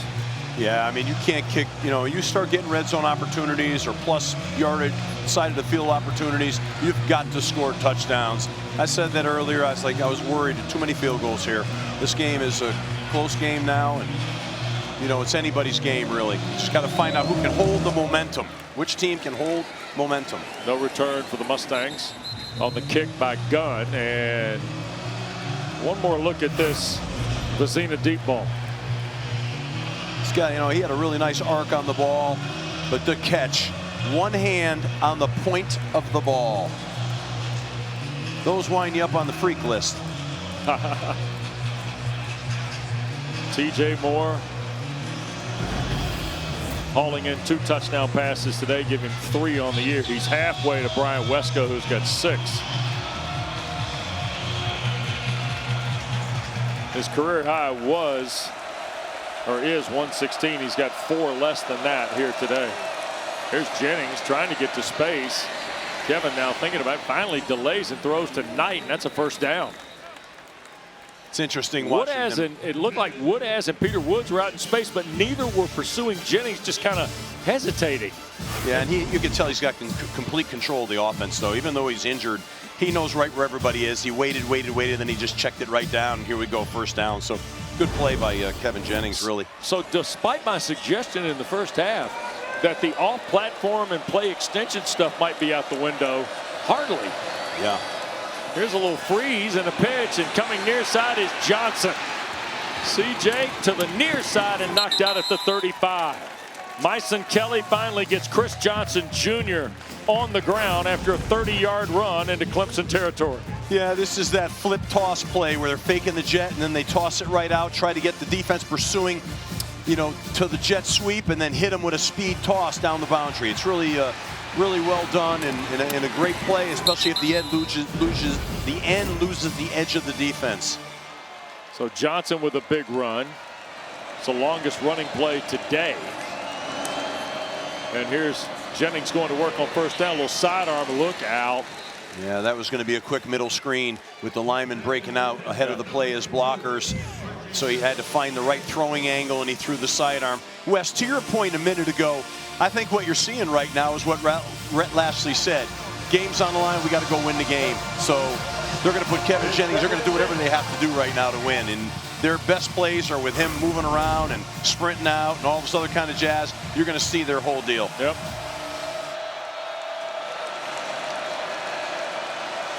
So here's Jennings 2nd and 10. And here goes Derek McFall on a little pitch, and he'll turn the corner, first down and more, and McFall's going to score. 35 yards goes Derek McFall. How about that play, Steve? Yeah, a little speed option. I got to give my man, P.J. Williams, the right tackle, a little bit of love.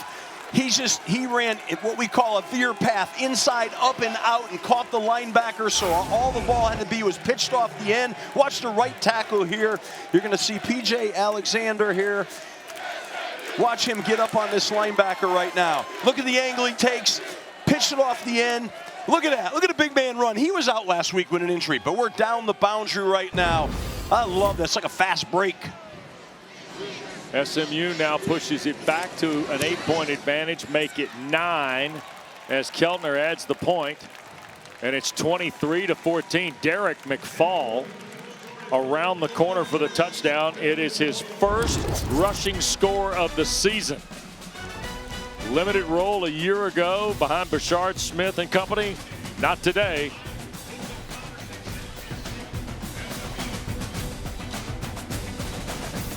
At Boston College, these two schools too, battling for that football supremacy of the Northeast, right? Well, I mean, think about it. It's the Northeast. I mean, that's where ball was formed. Right. That's right. Rutgers, the big trophy. It's a lot on the line here right now. Pitt and Syracuse coming up next. They'll be with you at ACC Primetime, presented by ServPro. We've seen big plays now. Vizzina hit TJ Moore. That was a 32-yard touchdown. And then the Tigers see Hudson on a long one to get SMU on the board. That started the afternoon here at Clemson. And then a moment ago, Kevin Jennings answered again. Derek McFall around the edge. And now it's the Tigers serve, if you will. It's a pretty big answer back when you think about Lashley's team seeing their margin cut to 2. And then less than 2 minutes later, they're in the end zone.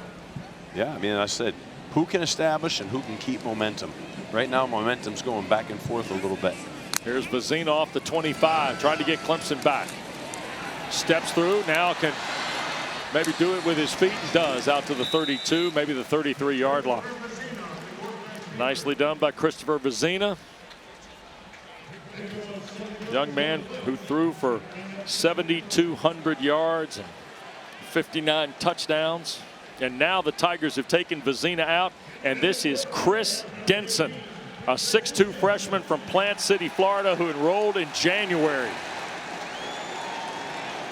Now, we were told there would be a package potentially for Denson, and there would be run plays tied to it.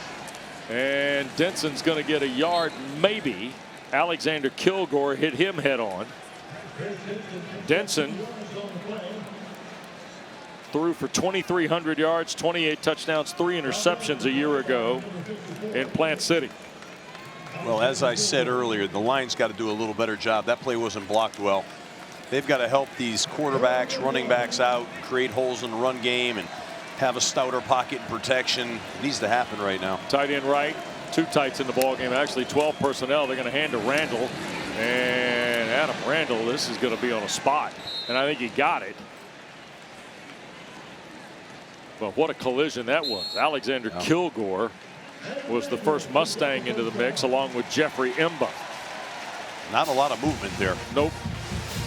You know, they got it, but they got it by inches. And like I said, got to start creating some movement up front. Got to take the pressure off this quarterback a little bit, and then give him a chance. If you can establish the run game, Wes, you can give him a chance to hit some play-action shots down the field. That's Antonio Williams in motion on first down. Vizzina, inside route. This is Tristan Smith. He'll get the first down. This is the junior college transfer from Southeast Missouri State. He's tackled by Kilgore after a gain of 14. That is just his 9th catch of the year. It's his 8th catch in the last 3 games and change, though. Yeah, it's just one of those quick screens where the linemen are out in front again. Quick touch screens, and effective when you have a guy that is like a punt returner and can really run with the ball in his hands. At FCS SEMO last year, he had 76 catches, 930 yards, and 6 scores.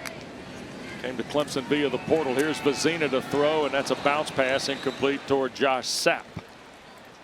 Yeah, not a good throw there. He had time. His feet were a little happy in the pocket right there, and didn't throw a good ball. I don't think it got deflected. So it'll be 2nd down and 10. We're inside 5 to play here in the 3rd. You know, when I watch right now, I say to myself, what are you hanging your hat on here, you know, and on offense right now if you're Clemson? You know, where is that? What is that? I guess this is the quick touch screen game. Well, here's Vizzina trying to get away and cannot, and that's Robertson. Cam Robertson has had another terrific afternoon for the Mustang defense. Yeah, he was on a twist on the left side of the offense, and he just kept skating down the line of scrimmage and made a great ankle tackle. He has been so active today, Wes. He's really, his impact is huge on this game right now. Sure is. Again, that's why he's doodly, though. You know what I mean? 3rd and 10. Vizzina, quick throw. Williams the catch. Antonio trying to break for the outside. First down. Kyron Chambers gave chase, but Williams went 13 and converted the 3rd and 10. I mean, this is their best offense right now. It's these what we call quick screens where the linemen are out and getting a fast guy the ball in his hands and letting him work. That's been really their main success. 212 yards on 23 attempts today for Christopher Vizzina in his first career start. Here's Randall. He'll flip it to Williams. Tigers, they're going to throw this. They thought about it. Williams instead will tuck it and get a yard to the 37 of SMU. Well, they had this, Wes. This was set up to be a throw, and they had the post early. And for some reason, he didn't feel, I don't know if the timing was right or what, he didn't feel like he could set his feet and throw that. Well, here we go from up top. Yeah, if you watch right now, that post route is open. But he probably didn't feel like he could set his feet and get it off in time, so he kept it. 2nd down, 9. And Vizzina off a play fake. Out in the flat, this is Turner. And Cole Turner shoved out of bounds right around the 33-yard line by Kilgore. Cole Turner playing in his 26th game out of Vestavia Hills, Alabama. One of 2 Turners to play here. Sons of the late Kevin Turner, who was one of Dabo Swinney's teammates at Alabama on their national championship team in the early 90s. 10th play of the drive for the Tigers.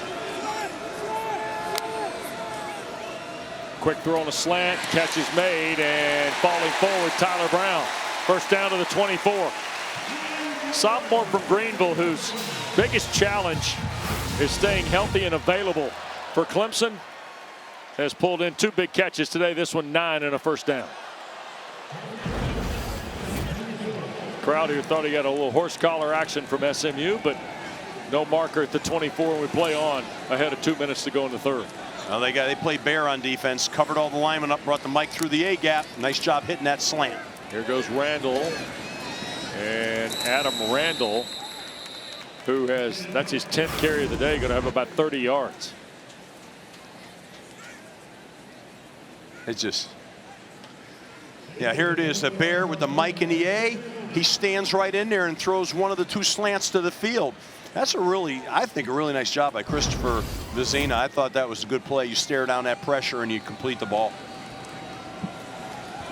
So 2nd down and 9 after Randall got a couple, and Vizzina trying to keep it here, boy. And the Mustangs rallied right there. Crowd does not like it. And it'll be 3rd down and 7. Kilgore and Spears on the stop for SMU. Well, Wes, I tell you, there's just, I mean, I don't want to keep harping on it right now, you know what I mean? But I'm telling you, there's not a lot of blocking going on down there right now. And that's what the crowd's feeling. You know, there's nowhere to run the football, whether you're the quarterback or the running backs. And they've got to get more out of that. So now they're going to be into the quick touch screen game and a shot down the field type operation. Snap to Vizzina. Back here to the middle of the field and caught right around the 10-yard line. TJ Moore, another grab. That'll take him for a career high yardage wise on a 12-yard grab there. Yeah, threw a nice little dig route. He settles down in the open area in the zone right there on the two high coverage, cover 2. Nice job. Protection was good as well. Had a chance to throw it unimpeded. 124 now for Moore in a career high. Vizzina looking in zone, put it up, and it got banged away. Trying to go to Randall. Deuce Harmon was there. Ahmad Moses was there in coverage for SMU.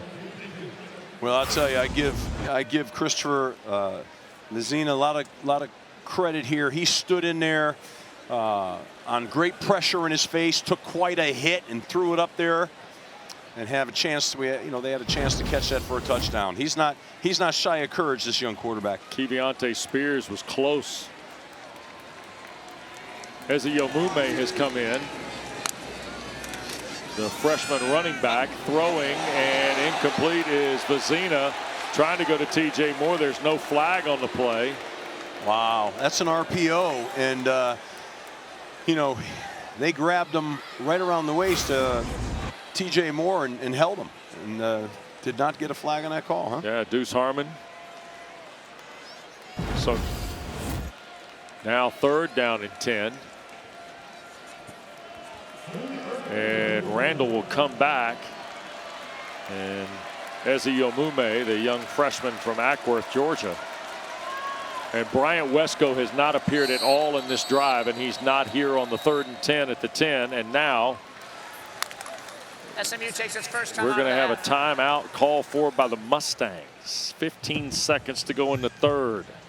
9-point lead for Rhett Lashley's team. They had a 10-game road win streak snapped at TCU. They are 11-2 in their last 13 road games. Is SMU. And in their first ever visit here to Clemson, they are trying to get to 3-0 in the ACC. And if you just kind of gotten around to covering your Saturday afternoon of college football in this conference, last night a lot happened. Sure Miami did. lost to Louisville at home 24-21. Cards had 367 yards. Isaac Brown had 113 in his kind of homecoming game. But the story today with the high noon win by Georgia Tech over Duke by 9 at Wallace Wade. And you see the way the standings lay out. Here's Vizzina out of the SMU timeout, trying to throw in traffic, and it is incomplete. Looking for Moore again, and Wacobia was all over him defensively to make the play. So now they're going to ask Nolan Hooser who beat SMU on a 56-yard field goal a year ago in Charlotte, to come in here and try a much shorter one. And it would be a chance to cut it to a 6-point difference here with just 10 seconds to go in the third. 28-yard try. And the kick by Hooser is good. So with 7 seconds left, SMU has only allowed 13 points coming into the ball game in the third quarter this year. Clemson has 10 today. Well, this is going to be a back and forth game here, and you know, it's like I said, I want to see if a team can capture momentum here, if they can, you know, find their identity, so to speak, on offense. I think to a degree, especially Clemson's hunting and pecking a little on offense, and even maybe SMU to a degree with the injury to Kevin Jennings, but they've had some productivity. It'll be interesting on this drive to see if they can go down and get some more points and keep the pressure on Clemson. Longest scoring drive of the year for Dabo Swinney's team. 17 plays, 7 minutes and 21 seconds. But Steve, I'll counterpunch the conversation of the first half. Brett Lashley didn't like field goals. Dabo Swinney wanted a touchdown there too. He didn't want to live with a field goal. No, it's, you know, but he had to get points because it would have been too deflating. But no, this is going to come down to, you need touchdowns in this game, and both teams have had struggles at times with that. Don't forget the best way to catch a full day of football in the ACC. Finish the night with ACC Huddle Final Score. Tune in after Pitt and Syracuse go final tonight. All the highlights you'll hear from the day's key players and coaches. ACC Huddle Final Score comes up tonight after the Orange and Panthers, right here on ACC Network and the new ESPN app. Here's a look at the scoreboard. You see the non-conference game. The Crimson and Cream have come to the east. They're in Charlottesville, up on the grounds tonight at Virginia and Washington State. We'll see the Cavaliers next Saturday in Chapel Hill, Pitt and Syracuse, and then ACC After Dark tonight, Steve, out in Palo Alto. The Noles are on the farm. Wow. First down throw, Jennings, that's R.J. Maryland. 15, make it 18, out to the 43-yard line. Hannafin the tackle for the Tigers. So the Mustangs get an 18-yard strike from Jennings to R.J. Maryland. We're going to go to quarter 4 at Frank Howard Field in the upstate. Carolina, Tigers haven't lost back-to-back home games since 2008. Here's Jennings. Pumps, shoots it complete. That is Hudson, and a first down for SMU into Clemson territory at the 44-yard line. First play of the fourth quarter, and T.J. Parker, whose name we haven't called much today, makes the stop. Curl flat, simple concept by the offense. Hit the curl route. Nice run, nice throw and catch. There's R.J. Maryland.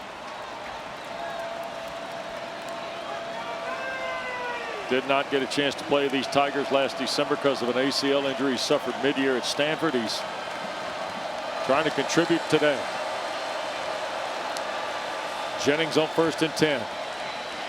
To his left, now going to launch it way out of bounds.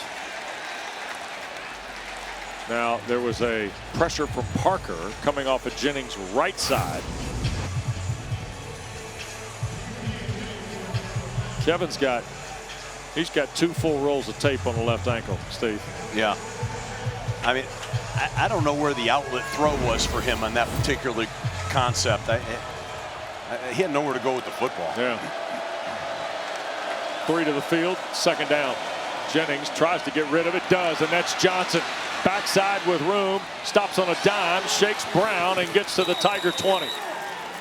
Sammy Brown, the linebacker, just couldn't get stopped in time to make a play on Johnson, and that ends up being a 25-yard throw. That was a man-beater mesh concept. So Sammy Brown got picked is what happened, and he's matched on the back, and he's in a disadvantage. He can't get an angle of pursuit to the ball. So that was a good man-beater concept. They got man, they beat man to a big play, and that's where, you know, we talked about Tom Allen playing a little bit more zone. So right now he's playing a lot of man again, and that didn't pay off for him at all. Yep. So 1st and 10 at the Tiger 20. TJ Harden going to get the ball. That goes nowhere. Clemson not having that. And TJ Parker tackles TJ Harden.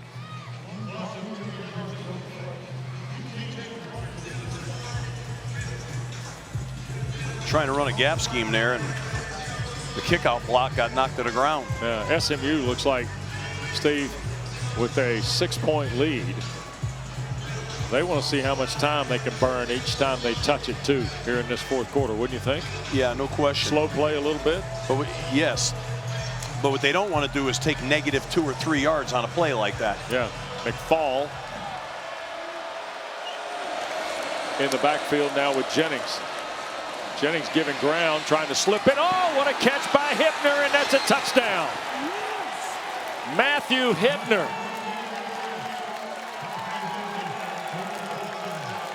It's his 2nd touchdown catch of the season. Well, they brought zero pressure and got caught in it with a mesh concept again and got beat. They had 7 up. They brought 6. 1 was a spy.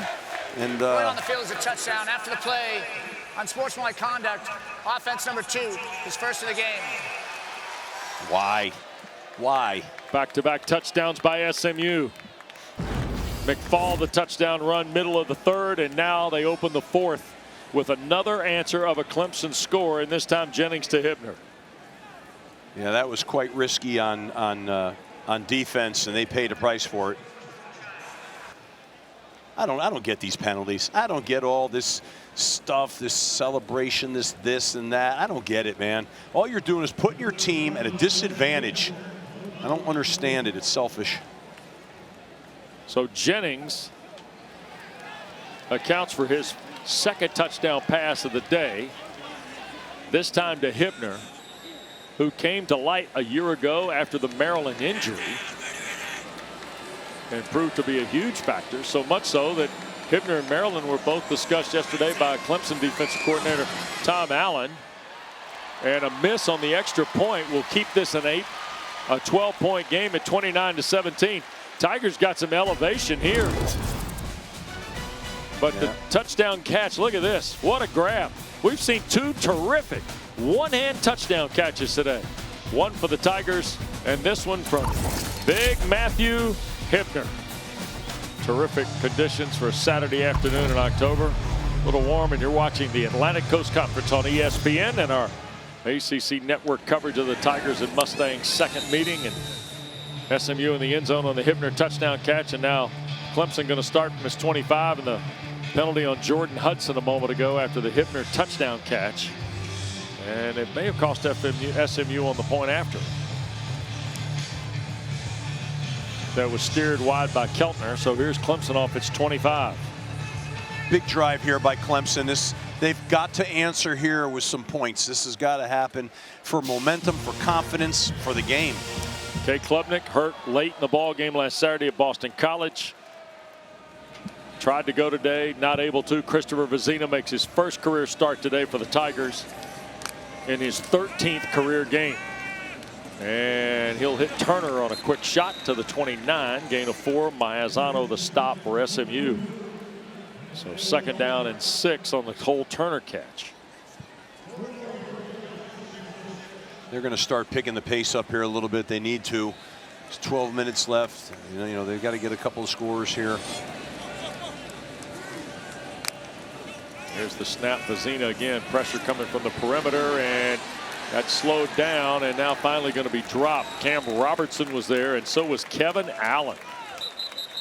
Redshirt sophomore from Fort Worth, and shaken up on the play is Colin Sadler.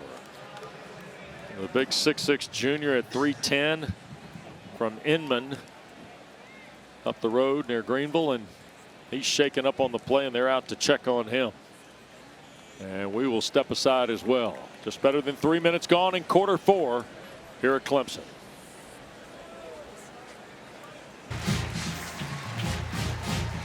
And Roman O'Connell coming in the ball game at right guard, it looks like. So Sewell moves right to left, O'Connell in at the right guard spot. Here's the third down play for Vizzina and Clemson. Trailing by 12. Here to the near side and stopped on the catch by Marcellus Barnes is Adam Randall. So they lost 3 on the play there. And now 4th down and 7. And they're checking that ball right down into a hard corner. There's nowhere to go with that thing. And pass protection wasn't real good, so there wasn't a lot happening with that last play. That's a 3 and out for the Tigers on offense here ahead of 11 minutes to go. And Barnes, a little wobbly, maybe going to the bench. Here's Yamir Knight trying to make a fair catch of it, and a running catch it is off the punt of Jack Smith. So the Mustangs will get the ball back right around their 31-yard line. About 4 minutes gone here in the 4th quarter, and Rhett Lashley's team up 12, and Yamir Knight. Look at Marcellus Barnes. Did he get hurt here? Well, he sure did. Look at that, Steve. The defensive number 8. And all of a sudden a hamstring. Look at that. Unbelievable. Maybe it was a cramp. Maybe so. They're starting to pour the electrolytes in. Transfer from Syracuse to the bench area. Ball at the 31 for the Mustangs and Kevin Jennings. And they're going to hand the ball to McFall, and he'll lose a yard at least, maybe 2. He got hit straight up by DeMonte Capehart. Joshua Bates, the center, got driven backwards on that play. That was, you saw the strength of the Clemson defensive line, which they say is the strength of that defensive unit. You see 64 get knocked right back into the second puller. Otherwise, that might have been a play, but heck of a deal there. Now that was Capehart playing in his 52nd career game today for the Tigers. He's been here about as long as Dabo. Johnson's coming to the ball game with Jennings. 2nd and long. Kevin trying to move, and now he'll just sail it into the bench. It'll be 3rd and 11 for SMU. He had a good pocket that time, but a lot of times he seems to have a tendency to, he'll run out of that pocket, you know, and he tries to make a play on the move, but he could have stayed in the pocket. Man, look at the plays allowed today by Clemson. 5 today. They had allowed 13 coming in. Can't let up those big plays. A lot of them are versus man coverage. Romello Brinson and R.J. Maryland to the top of your screen. Hibner and Hudson here to the near side.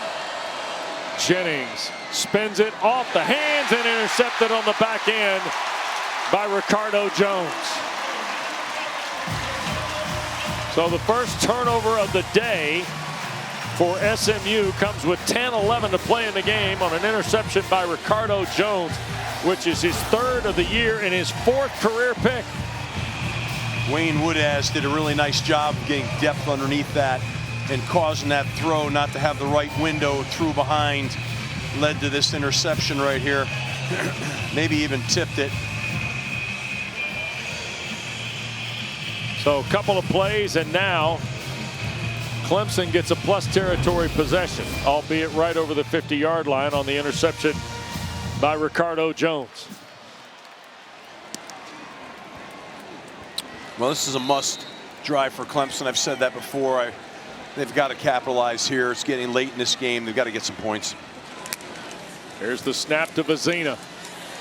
To the near side, Randall the catch, and he got knocked around pretty good there. Kyron Chambers, transfer from TCU. It was interesting to listen to Scott Simons talk about Chambers this week. The Mustang defensive coordinator said he's got an NFL skill set. They shuffled around the back end of their defense, and Chambers is one of those guys who's seen plenty more action as a result of that, Steve, and they're excited about where he's going. Yeah, they feel he has a high ceiling. You can see the makings of it. 2nd down, Vizzina back to the work in the pocket, and Randall the catch. He'll get the first down, I believe, on forward progress. Kilgore helps him out of bounds, and then a flag going to be thrown in on top of it. So SMU not helping themselves there, and Clemson going to be the beneficiary with 9.5 to go. After the play, personal foul, unnecessary roughness, defense, number 54. That penalty reinforced from the end of the run. And SMU's giving Clemson hope here. I mean, this is a good effort, good check down to get the first down, but then to pile on the extra yards with the penalty is really foolish. I mean, clearly out of bounds, taking them through the stake, the yardage stakes. I mean, you know, this just, they're too heavily penalized. They have a lot of penalties. Here's the snap, Vizzina to work. Up in the pocket, and now he's going to be sandwiched by Imba and Smith, or Webb and Smith, rather. That first unit back there, you had Robertson peeling in there with Jeffrey Imba. Well, you have Harris Sewell now going from right guard to left guard. He got beat on that play. He's on the side. He's probably not used to being on, and these are all the unintended consequences of all the shuffling that goes on. 3 receivers in Vizzina. Underneath, and this is Sapp, the tight end. It'll be close to a Tiger first down. It'll be just enough to the 12. Maizano the stop. Nice check down again. I just think good patience in the pocket. So I think, you know, 12-yard play. Here comes Kilgore back on the field. Vizzina ready to go with Randall in the backfield here. Tigers need a touchdown. Vizzina going to catch it, or keep it rather, and Kilgore wraps him up after 3. And a little read option play. They read the end and looped the tight end around. They sold the crunch block by the tight end. Then he goes around it and seals, and it's a good play. You can see it right here, and they seal it and come around. But I thought that Kilgore did a nice job of backdooring that run. Garrett Riley called Vizzina an instinctive runner. May have to win with his feet a little bit here if the Tigers are going to have a chance. Straight drop pressure coming. Smith will get him. Isaiah Smith went right around Blake Miller at the right tackle spot.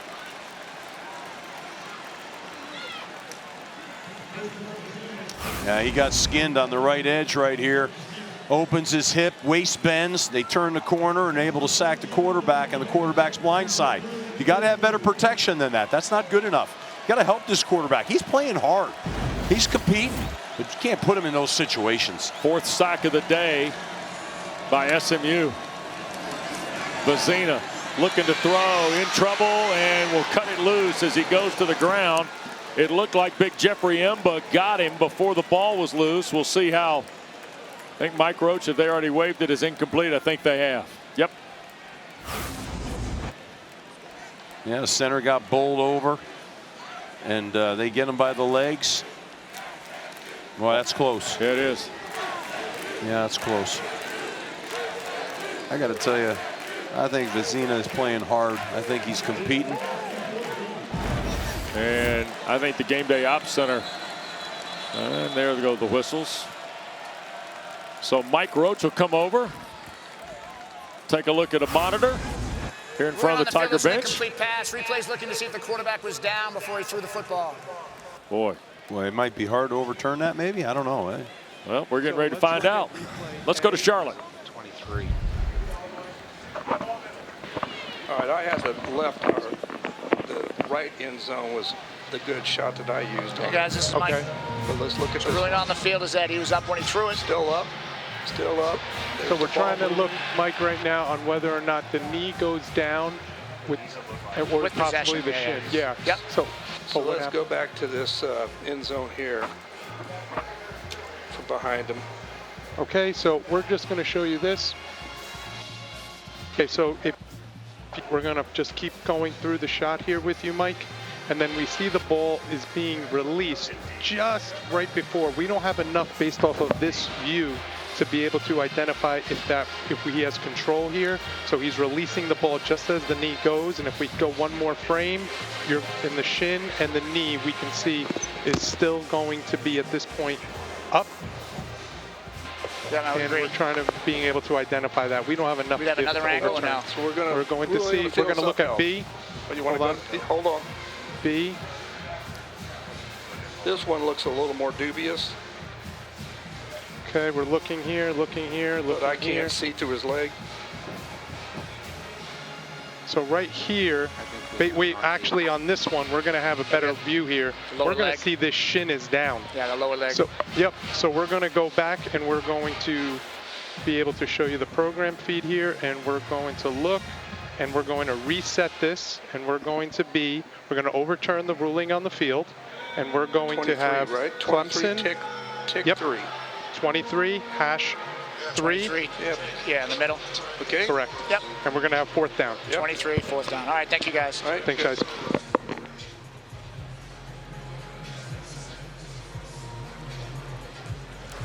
After further review, the quarterback's lower leg was touching the ground with possession in his hand. It'll be 4th down at the 23-yard line. Another sack for SMU. That one to Jeffrey Imba. There are 30 frames of video in a digital second, okay? That came down to one of those frames. No question.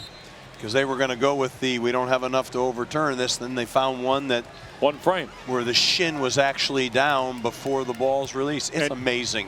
It was how they matched the video. Do you see the 2 frames were matched? Yeah. I mean, we learn something new every week with this access.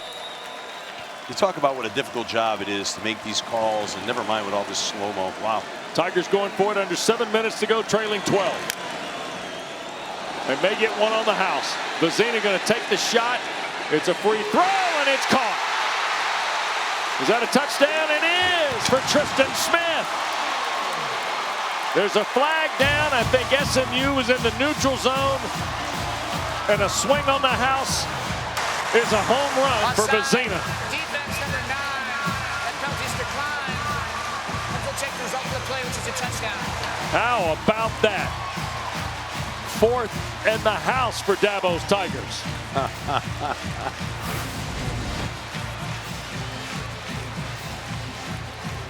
They're in the neutral zone. They jumped off sides. Good call.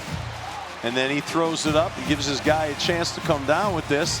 And then at the end, I thought the ball popped out a little bit, but obviously he must have secured it long enough to be able to have that as a completed catch. What a great play. Give him a chance here going down the home stretch with 6:44. A lot was expected out of Tristan Smith when he came through the transfer portal from Southeast Missouri State to Clemson. And now he's got his first touchdown catch as a Tiger. It is a 23-yard touchdown catch on 4th down. Oh, yeah. And who's happier for the quarterback other than his mom and dad? The head coach.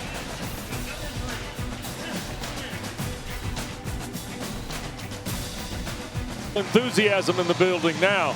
Touchdown pass, Christopher Vizzina to Tristan Smith. 5-point lead for SMU. Big play has a nice impact on this stadium. Sure is. It's alive right now. Gunn to kick it away.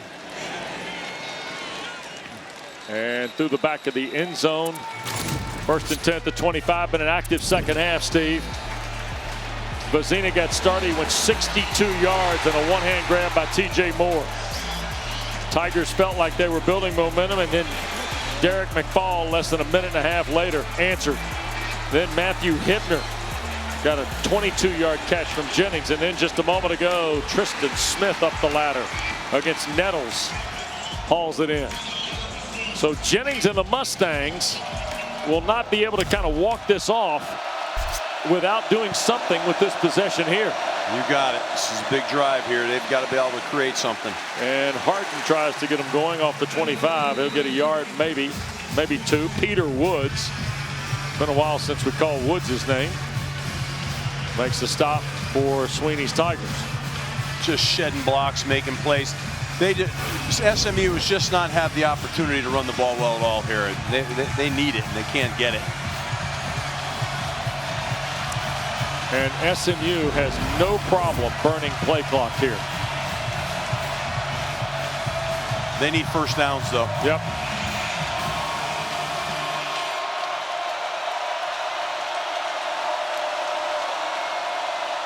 Jennings rips it for Hudson, and Jordan Hudson holds on shy of the first down. Ashton Hampton was there, but what a grab by Hudson. Good throw, too. Again, they're trying to run that into cover 2 right there, hard corner, and it's good defense, but he threaded a good ball where no one else could get it but the receiver. Need a full yard. Got to run. Yeah, you got, you know, they haven't run the ball well all night now. Third and a yard, and change is no gimme here, not against this defensive front. Career high 104 yards receiving for Hudson. Straight ahead goes Harden. That's a first down. Broke the play of the 35, and the clock starts. 5:20 to go in the ball game here. You see the half. Kevin Jennings re-injured that ankle on the first series of the ball game. He is 8 of 15 here in the second half. A touchdown, the interception of Ricardo Jones. They're going to need Kevin Jennings to be the player that he is and step up in these moments right now and make a big play, whether it be with his arm or his feet, whether he improvises a play, whatever happens, he's going to need to do something. Chris Johnson has come back as the running back now for the Mustangs, who go pistol here with 2 tights. They're going to hand the ball to Johnson. Look out, big hole. Lots of speed, and he cannot outrun Ricardo Jones, who was able to get enough of Chris Johnson into Clemson territory at the 46. But nonetheless, a big run and another SMU first down. That was one of their best runs of the day and really needed it. It tilted the field and put the ball on the plus side of the field. So if they can run the ball down the home stretch here, that's going to matter. The luxury Rhett Lashley has is when everybody's ready to go, including a true freshman, Jermico Green, he's got 4 running backs. Yeah. He's got 2 fast guys, and he's got 2 big guys. He does. But don't forget the 5 in front of them. They got to open those holes. Yeah. And, you know, at times there's not been a lot of movement. Now, granted, they're going against a pretty darn good defensive front that's big, strong, and athletic, so it's not an easy task. But, you know, a lot of times against good defenses, you've got to hang in there with the run game until you crack one. And they don't have a tendency to hang with the run game that long. 128 yards of rushing today for SMU. That's Hudson in motion. They're going to go Johnson again, and he'll get back to the line of scrimmage. T.J. Parker makes the tackle in traffic. And Dabo Sweeney's got 2 timeouts, as does Rhett Lashley, and the injured player is P.J. Williams. Now, P.J.'s their best offensive lineman. You hate to see that. And they're out to check on the transfer from A&M out of Dickinson, Texas. He's been, you know, he's been trying to come back for the last, 2 weeks, and it's just, hopefully it's nothing new and it's just something he can deal with. Left guard that time, Logan Parr got beat and created that penetration in the backfield, which was a shame. They've got to keep their hats on hats and create some movement here in this run game. There is Andrew Chamblee, a redshirt junior, transfer from Arkansas, playing today in his 29th career game. The thing about, and somebody asked me about this during the week, Steve, we've seen SMU, this 3rd time we've seen them in our coverage of this particular season of ACC football. All 5 of these starters, Savion Byrd, Logan Parr, Josh Bates, Addison Nichols, P.J. Williams, are transfers. Yeah. And it's amazing how good a job Garen Justice has done coaching this offensive line for Rhett Lashley to get 5 guys to come together like this. He's a really good coach, and you're right. He's done a great job with that. It's not easy. Look at this. This is Jennings sneaking inside the 45 to the 43. And Stone Eby slow to his feet. Jeremiah Alexander, the tackle, that had 2 tights in the package. Eby's going to come out. Here comes Maryland back in. Rhett Lashley talks to his quarterback on these play calls. Now it's got this 3rd and 7 call, 3rd and 6. They're going to put Hibner, Maryland, and Brinson to the top.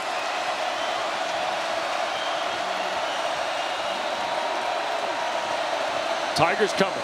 Jennings got to cut it loose and does, and that's Brinson the catch. And Romello's going to stretch to the 39. It'll be 4th down and a full 4. Maybe 3 and change here. Yep, it is going to be the 39. Yeah, they sorted out that man pick beater right there, but they brought 5. played man free behind it, bailed one out. That all-up look for Clemson's created some problems. 5-point lead for SMU. We go inside of 3 minutes here. Each team with 2 timeouts plus the 2-minute timeout.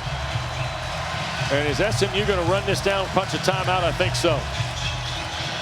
Mustangs are 6 of 8 on 4th down this year. There's the timeout. 2:44 to go. SMU takes its second timeout of the half. Okay, Coach Adazio. Yeah. What are we doing here if you're calling these plays? You're punting this? Well, you know, I think, yes. I think you try to pin them here inside the 5, put them on the long field. I'm just a little concerned. It's 4th and almost 5, you know. If this was 4th and 2, even maybe 4th and 3, I think you're going for it. You're pushing it out just a little bit far right now. 1 yard closer, you're going for it. It's because 4th, I think, it's 4th and about full 3 is what it is. Because what I think it does is this, okay? Yeah. I think right now they're in a passing situation. I think the minute you get a little closer, you got an opportunity to get it with either Kevin's legs or a throw. So even though he's hobbled, I mean, they've shown they're going to run him in these situations. B.J. Williams comes back. They're going the right tackle spot. Kevin Jennings converted 2nd and long, 3rd and long in the first half with his legs, despite the injury. Clemson coming with pressure. Jennings shoots it, and there is an incomplete, and now flag's been thrown. A ball trying for Yamir Knight, and Hannafin, I think, commits the penalty. Pass interference. Defense, number 5. Ball be placed in the start of the foul. Automatic. First down. So watch the top of your screen on the replay here. Yeah, he hooks him here. This is PI, no question. There he hooks him right there. Yep. And, you know, he had to commit that or he was going to get beat right there. Just the 2nd penalty of the day on the Tigers. Just, you know, surprised that in-breaking move was such a shock on 4th and 4. You know they had to run a slant or a crossing or an in-breaking route, and he overcompensated on what appeared to be some sort of out-breaking route. 1st and 10. Here's T.J. Harden just into a stack. Dabo Swinney's going to use both timeouts before the 2-minute timeout. DeMonte Capehart, the Clemson tackle.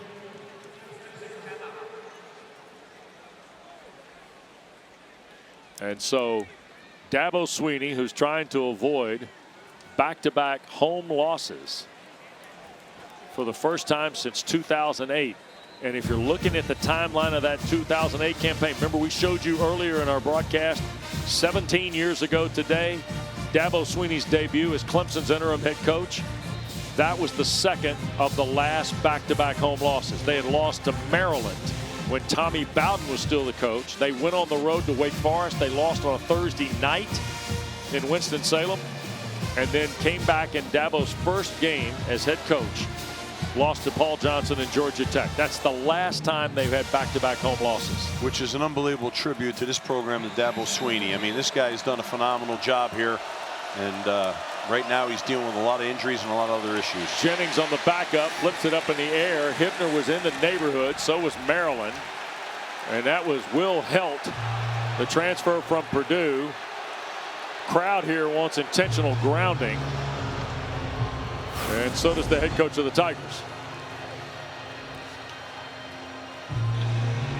And Jennings is trying to get the ball, I think, at least in the direction of Hibner. Yeah, you can't make that call there. So 3rd and the full 10. Jennings, by trying to pass, actually stops the clock with 2.5 to go. I was kind of surprised at that call. 10th play of the drive.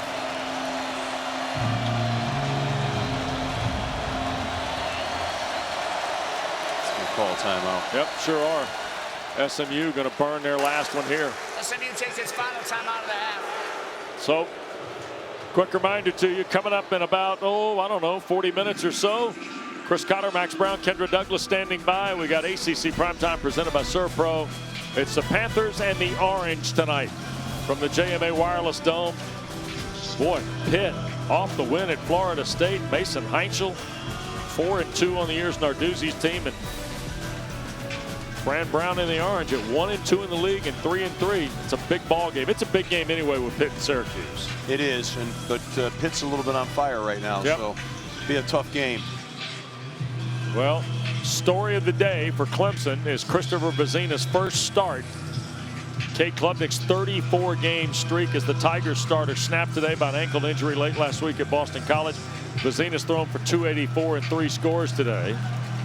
Jennings, on a bum ankle that was re-injured in the first series, has still managed 263 and 2, and now pivotal play in the game is 3rd and 10.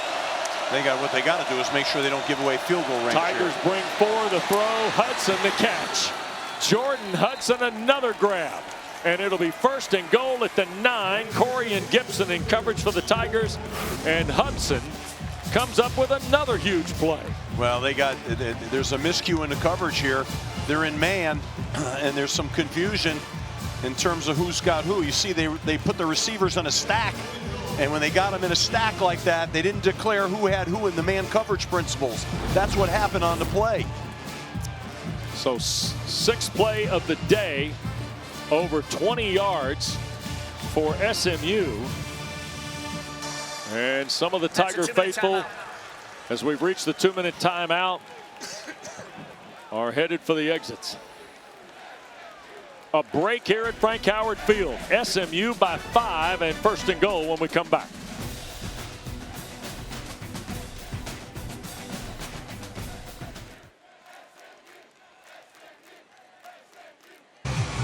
Kevin Jennings and Jordan Hudson. They've been quite an item today, Steve. No doubt. They have some good connections. Hudson's got 6 for 130 and a score. Clemson's got 1 timeout. 1st and goal at the Clemson 9.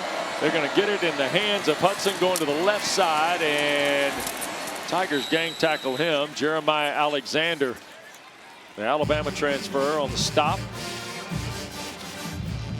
And the clock keeps rolling, and quite frankly, SMU doesn't have to snap it till they're about a minute 10 or 12 left to go in the ball game. They need to use every second right now. Yep. And they have a veteran quarterback who will manage this well.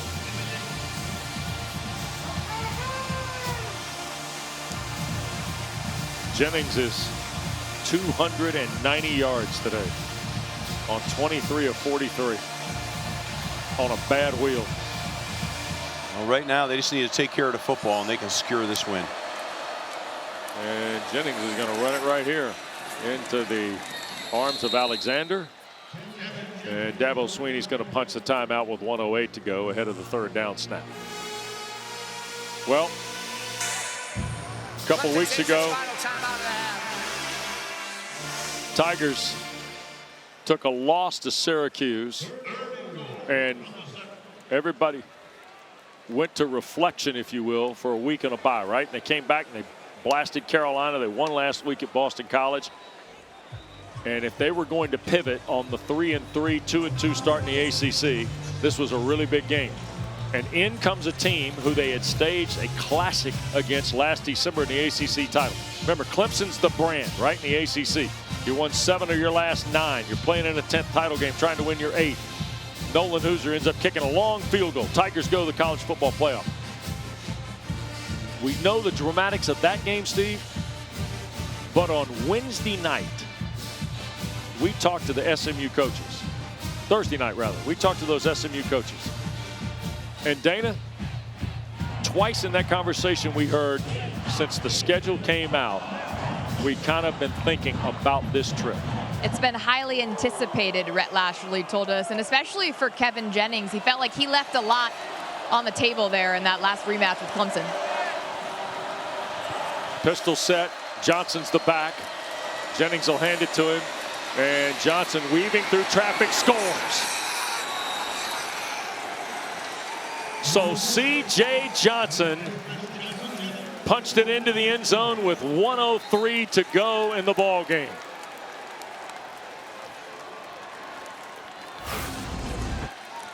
His 3rd rushing score of the year, Steve. Well, that was a nice exclamation point there. Probably would have liked to have run a little bit more time off the clock, to tell you the truth. But still, they score, and able to create some separation here. And 13 plays, 75 yards, 5:41 the time of the drive. Going for 2 here and try to get this thing up there. 37. That would make it a 13-point game. Right. Or 12-point game, rather. It's 9 now. And the go for 2 brought to you by Dos Equis. The go for Dos. Here's Jennings. Going to flip it up in the air to Maryland, and he can't hang on. It was Hampton that deflected it out of there for the Tigers. So the go for Dos from Dos Equis turned away. We got a flag. I don't know how that's not. I don't know how that's not PI there. Anyways, he didn't make a move for the ball. He just ran right into him. So should be pass interference. Mike Roach. Let's see what we got here with 1:03 to play. After further discussion, there's no foul on the play. The try is not good. Wow. So kick it off. One more look at this. Look at this. How is that not pass interference? He just ran right into him, didn't even turn for the ball, and then shoved him after the play. I don't understand any bit of that right there. Come on now. So it'll stay 11 with 1:03 to go.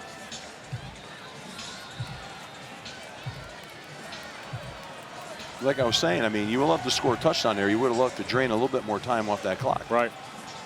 I mean, Clemson's got to get down the field, score quick, and get an onside kick, but it's not impossible, you know? So, yeah. But, you know, yeah, there's Rhett's livid right now. I'd be livid, too. Hey, one of the things that Rhett Lashley's going to be excited about is 5-2, 3-0 in the ACC, and Steve, 20 straight regular season wins in conference play. Yeah. And here is Randall coming off the end line, and he got tackled shy of the 15-yard line. That's where the Tigers will start out of timeouts in under a minute. Quick reminder to you, Tuesday night at 8 Eastern, catch a very special one-on-one conversation. North Carolina men's basketball coach Hubert Davis sits down with us on Nothing But Net. Season's just around the corner. Nothing But Net gets you ready for the season as well. Check it out Tuesday night, 8 o'clock on ACC Network or on demand on the ESPN app. And the Tigers with under a minute to go. Oh boy. AP top 5 teams in the preseason in the last 40 years. Clemson and Penn State both 3-3 entering today. And the worst record through 7 games. Of course, Florida State went from 13-0 to the 2-10 a season ago. And there's a ball thrown in the neighborhood of Sapp. And Deuce Harmon, the breakup. All that being said, you know, a lot of injuries, lost his quarterback, coming out here competing hard. Yep. You know. Look at Jennings, though. What a day they got, huh? Yeah, he came out, he gutted out his injury. He was banged up pretty good and came through and got a W, well, potentially for his team. It ain't over yet. Clemson will have a bye and then off to Duke on November the 1st. Here is Vizzina. Hit as he throws. That'll be incomplete. Pressure by Terry Webb. And Maizano scooped it up and ran into the end zone just in case. SMU is going back to Dallas, and then they'll be in Winston-Salem next Saturday to see Wake Forest. Jake Dickert's team, who won at Oregon State last week. You saw a moment ago Kevin Jennings with the SMU Athletics Director Damon Evans. Clemson's not lost 3 games at home in a single season since 2001. And that was early in the tenure of Tommy Bowden as the Tiger head coach. Clemson's got a few line issues they got to work through. There's Vizzina. That's Smith, another catch. He had the touchdown grab. And out to the 28 it'll go with 39 seconds left. William Nettles tackle for the Mustangs.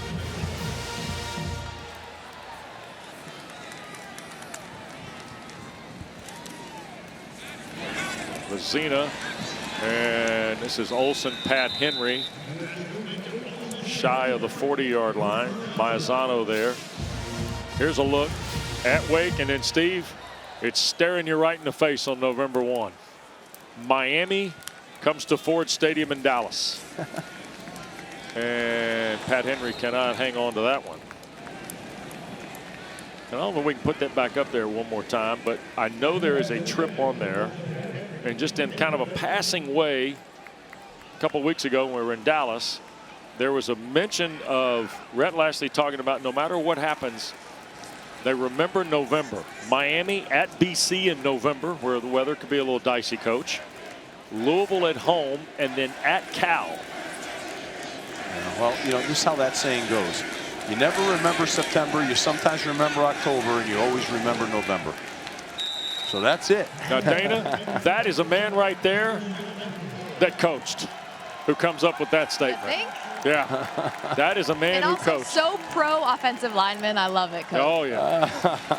Here's Vizzina throwing, and it is dropped, and that is the final play of the game. Tigers fall to 3-4. They're 2-3 in the ACC. Rhett Lashley and the Mustangs are 5-2 and 3-0 in the ACC.